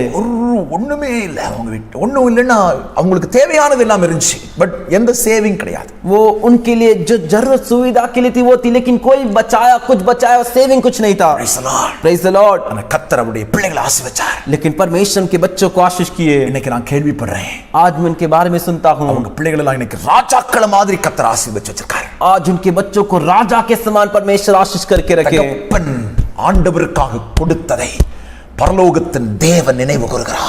पिता जो परमेश्वर के लिए दिया उसे स्वर्गीय परमेश्वर स्मरण करता है. Praise the Lord. Praise the Lord. பிள்ளைகள் எல்லாம் ஆசீர்வதிக்கப்பட்டிருக்காங்க. बच्चे सभी आशीष पाए हैं. சந்ததி ஆசீர்வதிக்கப்படணுமா? तेरा संतान तेरे वंश आशीष पाने हैं क्या? உன் சந்ததி तेरे संतान तेरे वंश. நீ மரித்தால் ஒரு வார்த்தை பேசணும். तुम मरने के बाद भी एक बात बोलना चाहिए. என்ன வார்த்தை பேசணும் தெரியுமா? क्या बात बोलना चाहिए मालूम है क्या? எங்க அப்பா கர்த்தருக்காக கொடுத்ததனால நாங்க ஆசீர்வதிக்கப்பட்டிருக்கிறோம். मेरे पिता परमेश्वर के लिए दिए, इस वजह से हम आशीष पाए हैं. ஹalleluya. हालेलुया. ஆபேலை குறித்து இன்றைக்கும் 2 காரியங்கள் பேசப்படுகிறது. आबेल के बारे में आज भी 2 कार्य बातें किया जा रहा है. ஆபேல் செய்த 2 காரியத்தின் மூலமா இன்றைக்கும் பேசுகிறார். आबेल के 2 कार्य के बारे में आज भी बातें किया जा रहा है और बोला जा रहा है. ஒன்று அவன் கர்த்தருக்காக செலுத்தின பலி. एक वो परमेश्वर के लिए चढ़ाया हुआ बलि, பாவ மன்னிப்புக்கு ஏதுவான பலி. पाप की क्षमा के बराबर एक लायक बलि, தன்னை சுத்திகரித்துக் கொள்ள வேண்டும் என்ற விருப்பத்தோடு செலுத்தின பலி. अपने आप को शुद्ध कर लेना चाहिए करके एक चाहत के साथ चढ़ाया हुआ बलि. அதுதான் மந்தையின் தலையீட்டு. वही भेड़ बकरियों के पहिलौठे. இரண்டாவது அவன் பேசப்படக்கூடிய காரியம் என்ன? दूसरा उसके बारे में बात किया जाने वाला कार्य क्या है? கர்த்தருக்காக கொடுத்த காணிக்கை. परमेश्वर के लिए दिया हुआ दान भेंट முதல் தரமானது. पहला प्रथम पहला किस्म का फर्स्ट क्वालिटी முதல்ல கர்த்தருக்கு. पहला परमेश्वर के लिए. Praise the Lord. Praise the Lord. நீ மரித்தால் உன் வாழ்க்கை பேசிக்கொண்டே இருக்கப்பட வேண்டும். तू मरेगा, मर गया तो भी तेरे बारे में, तेरे जीवन के बारे में बातें होनी இந்த चाहिए. அளவுக்கு நீ நீதிமானா மாறணும். उतना दूर तक तुझे धर्मी बनना है. இதுக்கு கர்த்தர் எபிரேயர்ல சொல்லப்பட்ட 2 காரியம். इसके लिए प्रभु इब्रानियों में जो 2 कार्य कहे, கர்த்தருக்காக செலுத்தும் பலி சரியா இருக்கணும். तू जो परमेश्वर के लिए बलि चढ़ाता है वो सही होना चाहिए. சுத்தமனமா இருக்கணும். तेरा हृदय शुद्ध मन होना चाहिए. எரிச்சல் கசப்பு வெறுப்பு இல்லாம கர்த்தருக்கு பலி செலுத்தினா கர்த்தர் உன்னை நீதிமானாக்கிடுவாரு. जलन कड़वापन और डर नहीं रहेगा तो उसके साथ तू बलि चढ़ाएगा तो परमेश्वर तुझे धर्मी बनाएंगे. நீதிமானா மரிச்சா நீ மரித்தும் பேசப்படுவாய். तू धर्मी जन बन के मरेगा तो तुम मरने के बाद भी तेरे बारे में बात किया जाएगा. இரண்டாவது दूसरा, செலுத்தக்கூடிய காணிக்கை. तू जो दान दे चढ़ाने वाला है, நீ செலுத்தக்கூடிய காணிக்கை உன்னை நீதிமானா மாற்றும்னு கர்த்தருடைய வேதம் சொல்லுகிறது. तू जो दान चढ़ाने वाला है वो तुझे धर्मी बनाएगा कर परमेश्वर का वचन कहता है. ஆபேல் கர்த்தருக்காய் கொடுத்த காணிக்கை நீதிமானாய் மாற்றிற்று. हाबिल जो परमेश्वर के लिए दान दिया उसे वो धर्मी बनाई. அவன் மரித்தும் பேசப்படுகிறான். वो मरने के बाद भी उसके बारे में बात किया जा रहा है. அதான் பைபிள் சொல்லுது நீதிமானின் மரணத்திலும் நம்பிக்கை உண்டு. इसीलिए बाइबल कहता है धर्मी जन के मृत्यु में भी भरोसा होता है. மார்க்கன் மிருகத்தை போல அழிந்து போகிறார். दुष्ट इंसान जानवर पशु के समान मर के नाश हो रहा ஆனால் है. நீதிமானாய் மரிக்கிறவன் மரித்தும் பேசப்படுகிறான், மரித்தும் பேசுகிறான். लेकिन धर्मी बनकर जो मरता है वो मरने के बाद भी बातें किया जाता है, उसके बारे में बोला जाता है. கண்களை மூடுவோம். आंखों को बंद करेंगे. சமூகத்தில் எல்லாரும் ஜெபிக்க ஆரம்பிக்கலாம். परमेश्वर के सम्मुख सभी जन प्रार्थना करेंगे. நீதிமானா மரிக்கணும். धर्मी जन बनकर मरना है. நீ நீதிமானா மாறணும். इसके लिए तुझे धर्मी बनना है. நீ செலுத்தும் பலி உன்னை நீதிமானாய் மாற்றுகிறது. तू जो बलि चढ़ाता है वो तुझे धर्मी बनाएगा. நீ கொடுக்கும் காணிக்கை உன்னை நீதிமானாய் மாற்றுகிறது என்று எபிரேயர் கழுத நிருபம் 11வது அதிகாரம் 4வது வசனம் தெளிவாய் சொல்கிறது. तू जो दान देता है वो तुझे धर्मी बनाता है करके इब्रानियों के पत्री का 11वें अध्याय का 4था वचन साफ कहता है. நீதிமானா மாறுறதுக்கு ஒப்பு கொடுக்கறியா? धर्मी जन बनने के तो अपने आप को समर्पण करता है क्या? கண்களை மூடி ஜெபிக்க ஆரம்பி. आंखों को बंद करके प्रार्थना कर. ஒரு தீர்மானம் எடுத்துக்க. आज तो एक फैसला कर ले. நான் கர்த்தருக்கு செலுத்தும் பலி मैं प्रभु के लिए चढ़ाने वाला बलि மேன்மையானதா இருக்கணும். वो ऊंचा रहना चाहिए. என்னை சுத்திகரிப்பதற்கு ஏதுவான பலியா இருக்கணும். वो मुझे शुद्ध करने के योग्य रहना चाहिए. என்னை கழுவி मुझे धोकर தேவனுக்கு முன்பதாய் நிற்பதற்கு தகுதியான பலியா இருக்கணும். परमेश्वर के सामने खड़े रहने के लिए लायक बराबर लायक होने जैसा बलि होना चाहिए. என் இருதயம் அதற்கு தகுந்தபடி மாறட்டும் ஆண்டவரே. मेरा हृदय उसके लायक हो प्रभु. ஆயின போல நான் பலி செலுத்த வர மாட்டேன். कैन के जैसा बलि चढ़ाने नहीं आऊंगा. எரிச்சலுள்ளவனா பலி செலுத்த மாட்டேன். जलन रखते हुए बलि नहीं चढ़ाऊंगा. நாடி வேறுபட்டவனாய் பலி செலுத்த மாட்டேன். मुंह में उदासी उदासी चाहिए उसके साथ बलि नहीं चढ़ाऊंगा. மற்றவங்கள்ட்ட பேசாம இருந்து பலி செலுத்த மாட்டேன். दूसरों से बात किए बिना मैं बलि नहीं चढ़ाऊंगा. மற்றவங்களை கம்பேர் பண்ணி பலி செலுத்த மாட்டேன். दूसरों के साथ तुलना कर कर मैं बलि नहीं चढ़ाऊंगा. நீர் விரும்பும் பலியை செலுத்த நான் விரும்புகிறேன். आप जैसा चाहते हो वैसा बलि चढ़ाना चाहता हूँ. என்னை அதற்கு அர்ப்பணிக்கிறேன் என்று சொல்லக்கூடியவங்க எத்தனை பேர் இருக்கிறீங்க? मुझे उसके लिए अर्पण करता हूँ कर कर बोलने वाले कितने लोग हैं? கர்த்தர் ஆசீர்வதிப்பா. परमेश्वर तुझे आशीष உன்னை करेंगे. நீதிமானாய் மாற்ற வேண்டும் என்பதற்காகவே கர்த்தர் பேசிக் கொண்டிருக்கிறார். तू धर्मी जन बनना चाहिए करके परमेश्वर तुझसे बात करे. நீதிமானின் மரணத்தில் நம்பிக்கை உண்டு. धर्मी जन के मृत्यु में भरोसा है. மரித்தும் பேசப்படுகிறான், பேசுவான். वो मरने के बाद भी बातें किया जाता है और बोला जाता है. எத்தனை பேர் ஒப்பு கொடுக்க போறீங்க? कितने लोग समर्पण करेंगे? இரண்டாவது, दूसरा, கர்த்தருக்கு நீ கொடுக்கும் காணிக்கையில் நீ நீதிமானாய் மாற்றப்படுகிறாய். परमेश्वर के लिए जो दान तू देता है उसके कारण तू धर्मी बनता है. Praise the Lord. Praise the Lord. கர்த்தரிடத்துல இல்லாம உன்கிட்ட கேட்கல. परमेश्वर के पास नहीं है करके तुझसे नहीं मांग रहे. பூமியும் அது நிறைவும் கர்த்தருடையது. पृथ्वी और पृथ्वी में जो भी है वो सब प्रभु का है. ஆனா உன்னை ஆண்டவர் நீதிமானா மாற்றதுக்கு लेकिन परमेश्वर तुझे धर्मी बनाने के लिए தேவனுடைய கட்டளைக்கு கீழ்ப்படிகிறையா கீழ்ப்படியலையா என்பதைத்தான் அவர் சோதிக்கிறார். परमेश्वर की आज्ञा को तू मानता है या नहीं मानता है, इसीलिए तेरी परीक्षा परख कर देख रहे. சிலர் சொல்லுவாங்க இதெல்லாம் பழைய ஏற்பாட்டு கட்டளை பாஸ்டர். कुछ लोग कहेंगे कि ये तो पुराने नियम का आज्ञा है. பழைய ஏற்பாடு இல்லாம புதிய ஏற்பாடு வரல. पुराने नियम नहीं है और नया नियम ऐसा नहीं आया. பழைய ஏற்பாடு ஒரு மரத்தின் வேர் என்று சொன்னால் புதிய ஏற்பாடு வெளியே தெரிகிற மரம். पुराना नियम जो है एक पेड़ का जड़ है, तो नया नियम जो है वो पेड़ जो बाहर दिखता है वो है. ஆமென். आमीन. அப்பா இல்லாம நம்ம இல்ல. पिता के बिना हम नहीं. Praise the Lord. Praise the Lord. அப்பா பேரை போடாம பாஸ்போர்ட் எடுக்க முடியுமா? पिताजी का नाम डाले बिना पासपोर्ट ले सकते क्या? அப்பா பேர் இல்லாம ஆதார் கார்டு எடுக்க முடியுமா? पिताजी के नाम के बिना आधार कार्ड ले सकते क्या? அது மாதிரி தான் பழைய ஏற்பாடு இல்லாம புதிய ஏற்பாடு இல்ல. उसी तरह पुराने नियम के बिना नया नियम नहीं புதிய है. ஏற்பாட்டிலும் இயேசு தசம பாகத்தை குறித்து சொல்லி இருக்கிறார் என்பதை புரிந்து கொள்ளுங்கள். और नए नियम में भी यीशु दशमांश के बारे में बताया करके जान लीजिए. கிறிஸ்தவம் என்பது கிறிஸ்துவுக்கு கீழ்ப்படிகிறதுல தான் ஏமன் இருக்குது. அதுதான் ஒரு அஸ்திவாரம். मसीह मतलब जो है मसीह की आज्ञा मान करे ना, वही उनका नींव है. தகன பலியை காட்டிலும் கீழ்ப்படிதலே உத்தமம் என்று ஆண்டவர் சொல்லி இருக்கிறார். धन्यवाद की बलि चढ़ाने से बढ़कर आज्ञा मानना ही उत्तम है करके प्रभु कह रहे. கட்டளைக்கு கீழ்ப்படியாத ஒருவரும் நீதிமானாய் மாற முடியாது. मसीह की आज्ञा आज्ञा को जो भी नहीं मानता वो धर्मी नहीं बन सकता। கிறிஸ்துவின் கட்டளைக்கு கீழ்ப்படியாத ஒருவரும் கிறிஸ்துவின் வருகையிலே சேர்த்துக் கொள்ளப்பட முடியாது. मसीह की आज्ञा को जो नहीं मानता वो मसीह के आगमन में उसके साथ नहीं मिलेगा। கர்த்தர் சொல்கிறார், प्रभु कह रहे हैं, உலகத்துல பொக்கிஷத்தை சேர்ப்பதை விட பரலோகத்துல பொக்கிஷத்தை சேர்த்துக்க. इस धरती पर तू अपने लिए संपत्ति इकट्ठा करने से बढ़कर स्वर्ग में अपने लिए संपत्ति इकट्ठा कर। உலகத்துல ஐஸ்வர்யவானா இருக்கிறத காட்டிலும் பரலோகத்துல ஐஸ்வர்யவானா இரு, அதுதான் மேன்மையானது. इस पृथ्वी में धनवान रहने से बढ़कर तू स्वर्ग में धनवान बनकर रहे, वही बड़प्पन है। அதுதான் உன்னை நீதிமானா மாற்றும். वही तुझे धर्मी बनाएगा। இன்னைக்கு கர்த்தர் நிறைய காரியங்களை பேசி இருக்கிறார். आज परमेश्वर अनेक कार्य बताए हैं। இவைகள் ஒவ்வொன்றையும் பேசும்போதே ஆவியானவருடைய சத்தத்தை என்னுடைய காதுகள் கேட்டது. इस एक एक बात को बोलते समय आत्मा परमेश्वर की आवाज मेरे कानों में सुनाई दी। உன்னை ஆண்டவர் நீதிமானாய் மாற்ற விரும்புகிறார். तुझे परमेश्वर धर्मी व्यक्ति बनाना चाहते हैं। ஒப்பு கொடுக்கிறியா? समर्पण कर रहा है क्या? கர்த்தருக்கு கொடுக்காத நிலைமைக்கு அறிக்கையிட்டு மனம் திரும்புவதற்கு ஒப்பு கொடுக்கிறியா? परमेश्वर को जो नहीं दिया उस स्थिति को मानकर कबूल करने के लिए तो सौंपता है क्या? நிறைய சாக்கு போக்கு சொன்னேன். अनेक बहाना तूने बताए, எல்லாத்தையும் கர்த்தர் உனக்கு தெளிவா பேசியிருக்கிறார். सब परमेश्वर तुझसे साफ बातें किए। நீ சொன்ன நிறைய காரியங்களை கர்த்தர் இன்னைக்கு உன்னோட பேசியிருக்கிறார். तू बोला हुआ अनेक कार्य परमेश्वर तुझसे बातें किए। நீதிமானாய் மாற धर्मी जन बदलने के लिए ஆபேல மாதிரி आबिल की तरह முதல் தரமானதை கர்த்தருக்கு கொடுக்க ஆரம்பி. पहला किस्म परमेश्वर को तू दे। உன் ஆசீர்வாதத்தை நீ பெற்றுக்கொள்ள ஆரம்பி. तेरे आशीर्वाद को तू पाना शुरू कर। மரித்தாலும் பேசப்பட வேண்டும். तू मरने के बाद भी तेरे बारे में बात किया जाना चाहिए। தேவ சமூகத்தில் ஒப்பு கொடுக்கிற ஒவ்வொருவரையும் கர்த்தர் இனி வரும் காலங்களில் ஐஸ்வர்யவானாய் மாற்றுவார், நீதிமானாய் மாற்றுவார், ஆசீர்வாதத்துக்கு பாத்திரவான்களாய் மாற்றுவார். आज जो समर्पण करके प्रार्थना करें उन सबको आने वाले दिनों में आशीर्वाद बनाएंगे और अनेक के लिए भलाई का कारण बनाएंगे। இன்னைக்கு தீர்மானம் எடுத்தா आज फैसला करेगा तो நீ கடனாளியாய் அல்ல, கடன் கொடுக்கிறவனாய் கர்த்தர் உன்னை மாற்றுவார். तू कर्ज लेने वाला नहीं, कर्ज देने वाले में तुझे आशीष करेंगे। தீர்மானம் எடுத்தா आज फैसला करेगा तो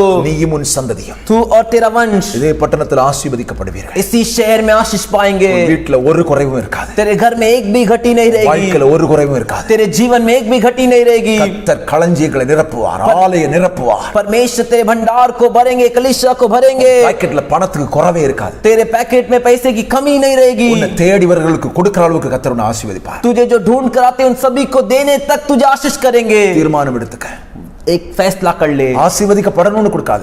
आशीष पाना है करके मत दे। கர்த்தர் செய்த நன்மைகளை நினைச்சு கர்த்தருக்கு கொடு. परमेश्वर ने जो भलाई तेरे लिए किया है उसे स्मरण करके परमेश्वर को உண்மையா दे। கொடு, வஞ்சிக்காத. सच्चाई से दे, धोखा मत दे। கர்த்தரின் ஆசீர்வாதம் உண்மையில விளங்கும். परमेश्वर का आशीर्वाद तेरे पर प्रकट होगा। உயர்த்தி ஜெபம் பண்ணுங்க. हाथ उठाकर प्रार्थना कीजिए, கரங்களை உயர்த்தி அர்ப்பணிங்க. हाथ उठाकर अर्पण कीजिए। சர்வ வல்லமை உள்ள தெய்வமே, सर्वशक्तिमान परमेश्वर, எங்களோடு பேசின வார்த்தைகளுக்காக உமக்கு நன்றி. हमसे बात किए वचनों के लिए धन्यवाद। கர்த்தாவே, प्रभु, எங்களை நீதிமானாக்க விரும்புகிறீர். हमें आप धर्मी बनाना चाहते हो। நீதிமானாக மாறி நாங்கள் மரிக்க வேண்டும் என்பது கர்த்தருடைய திட்டம். धर्मी बनकर हम मृत्यु पाए करके परमेश्वर का मकसद है। ஆகவே நீர் எங்களோடு பேசிக் கொண்டிருக்கிறீர். इसीलिए आप हमसे बातें कर रहे हो। இந்த வார்த்தைக்கு நாங்கள் தலை குனிகிறோம். आपके वचनों के लिए हम अपना सिर झुकाते हैं। வார்த்தையை எங்கள் வாழ்க்கையில ஏற்றுக்கொள்கிறோம். आपके वचन को हमारे जीवन में मान लेते हैं।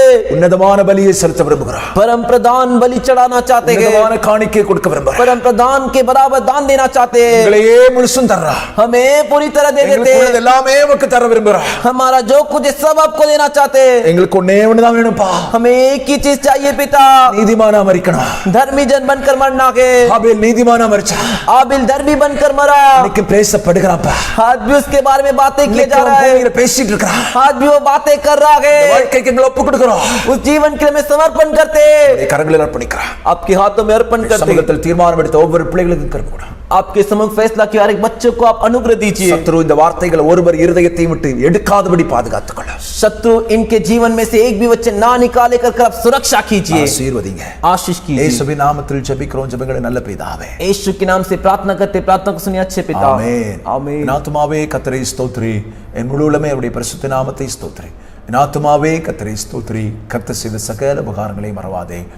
ஆமென். நம்முடைய கர்த்தராகிய இயேசு கிறிஸ்துவின் கிருபை, हमारा प्रभु यीशु मसीह का अनुग्रह, பிதாவாகிய தேவனுடைய அன்பு, पिता परमेश्वर का प्रेम, பரிசுத்தாவினுடைய ஐக்கியம், சமாதானம், சந்தோஷம் पवित्र आत्मा एकता, शांति और आनंद உங்களுடைய மீண்டும் சதா காலங்களிலும் आपके में आज से लेकर सदा काल के இயேசு கிறிஸ்துவின் வருகை உண்டாவதாக. यीशु मसीह के आगमन तक हो। ஆமென். आमीन। அல்லேலூயா. हालेलुया, அல்லேலூயா. हालेलुया, அல்லேலூயா. हालेलुया। கர்த்தர் உங்களை ஆசீர்வதிப்பார். प्रभु आपको आशीष करेंगे। ஒருவர் ஏமன் பக்கத்தில் இருக்கவங்கள பார்த்து நல்ல பிரைஸ் தி லார்ட்னு சொல்லுங்க. நிச்சயமாகவே இந்த நாட்களில் கர்த்தர் உங்களை ஆசீர்வதித்து மேன்மைப்படுத்துவார். आपके अगल में जो बैठे हैं उनको देखकर प्रेज द लॉर्ड बोलिए. निश्चय प्रभु आप सभी को इन दिनों में आशीष करेंगे. Praise the Lord. Praise the Lord.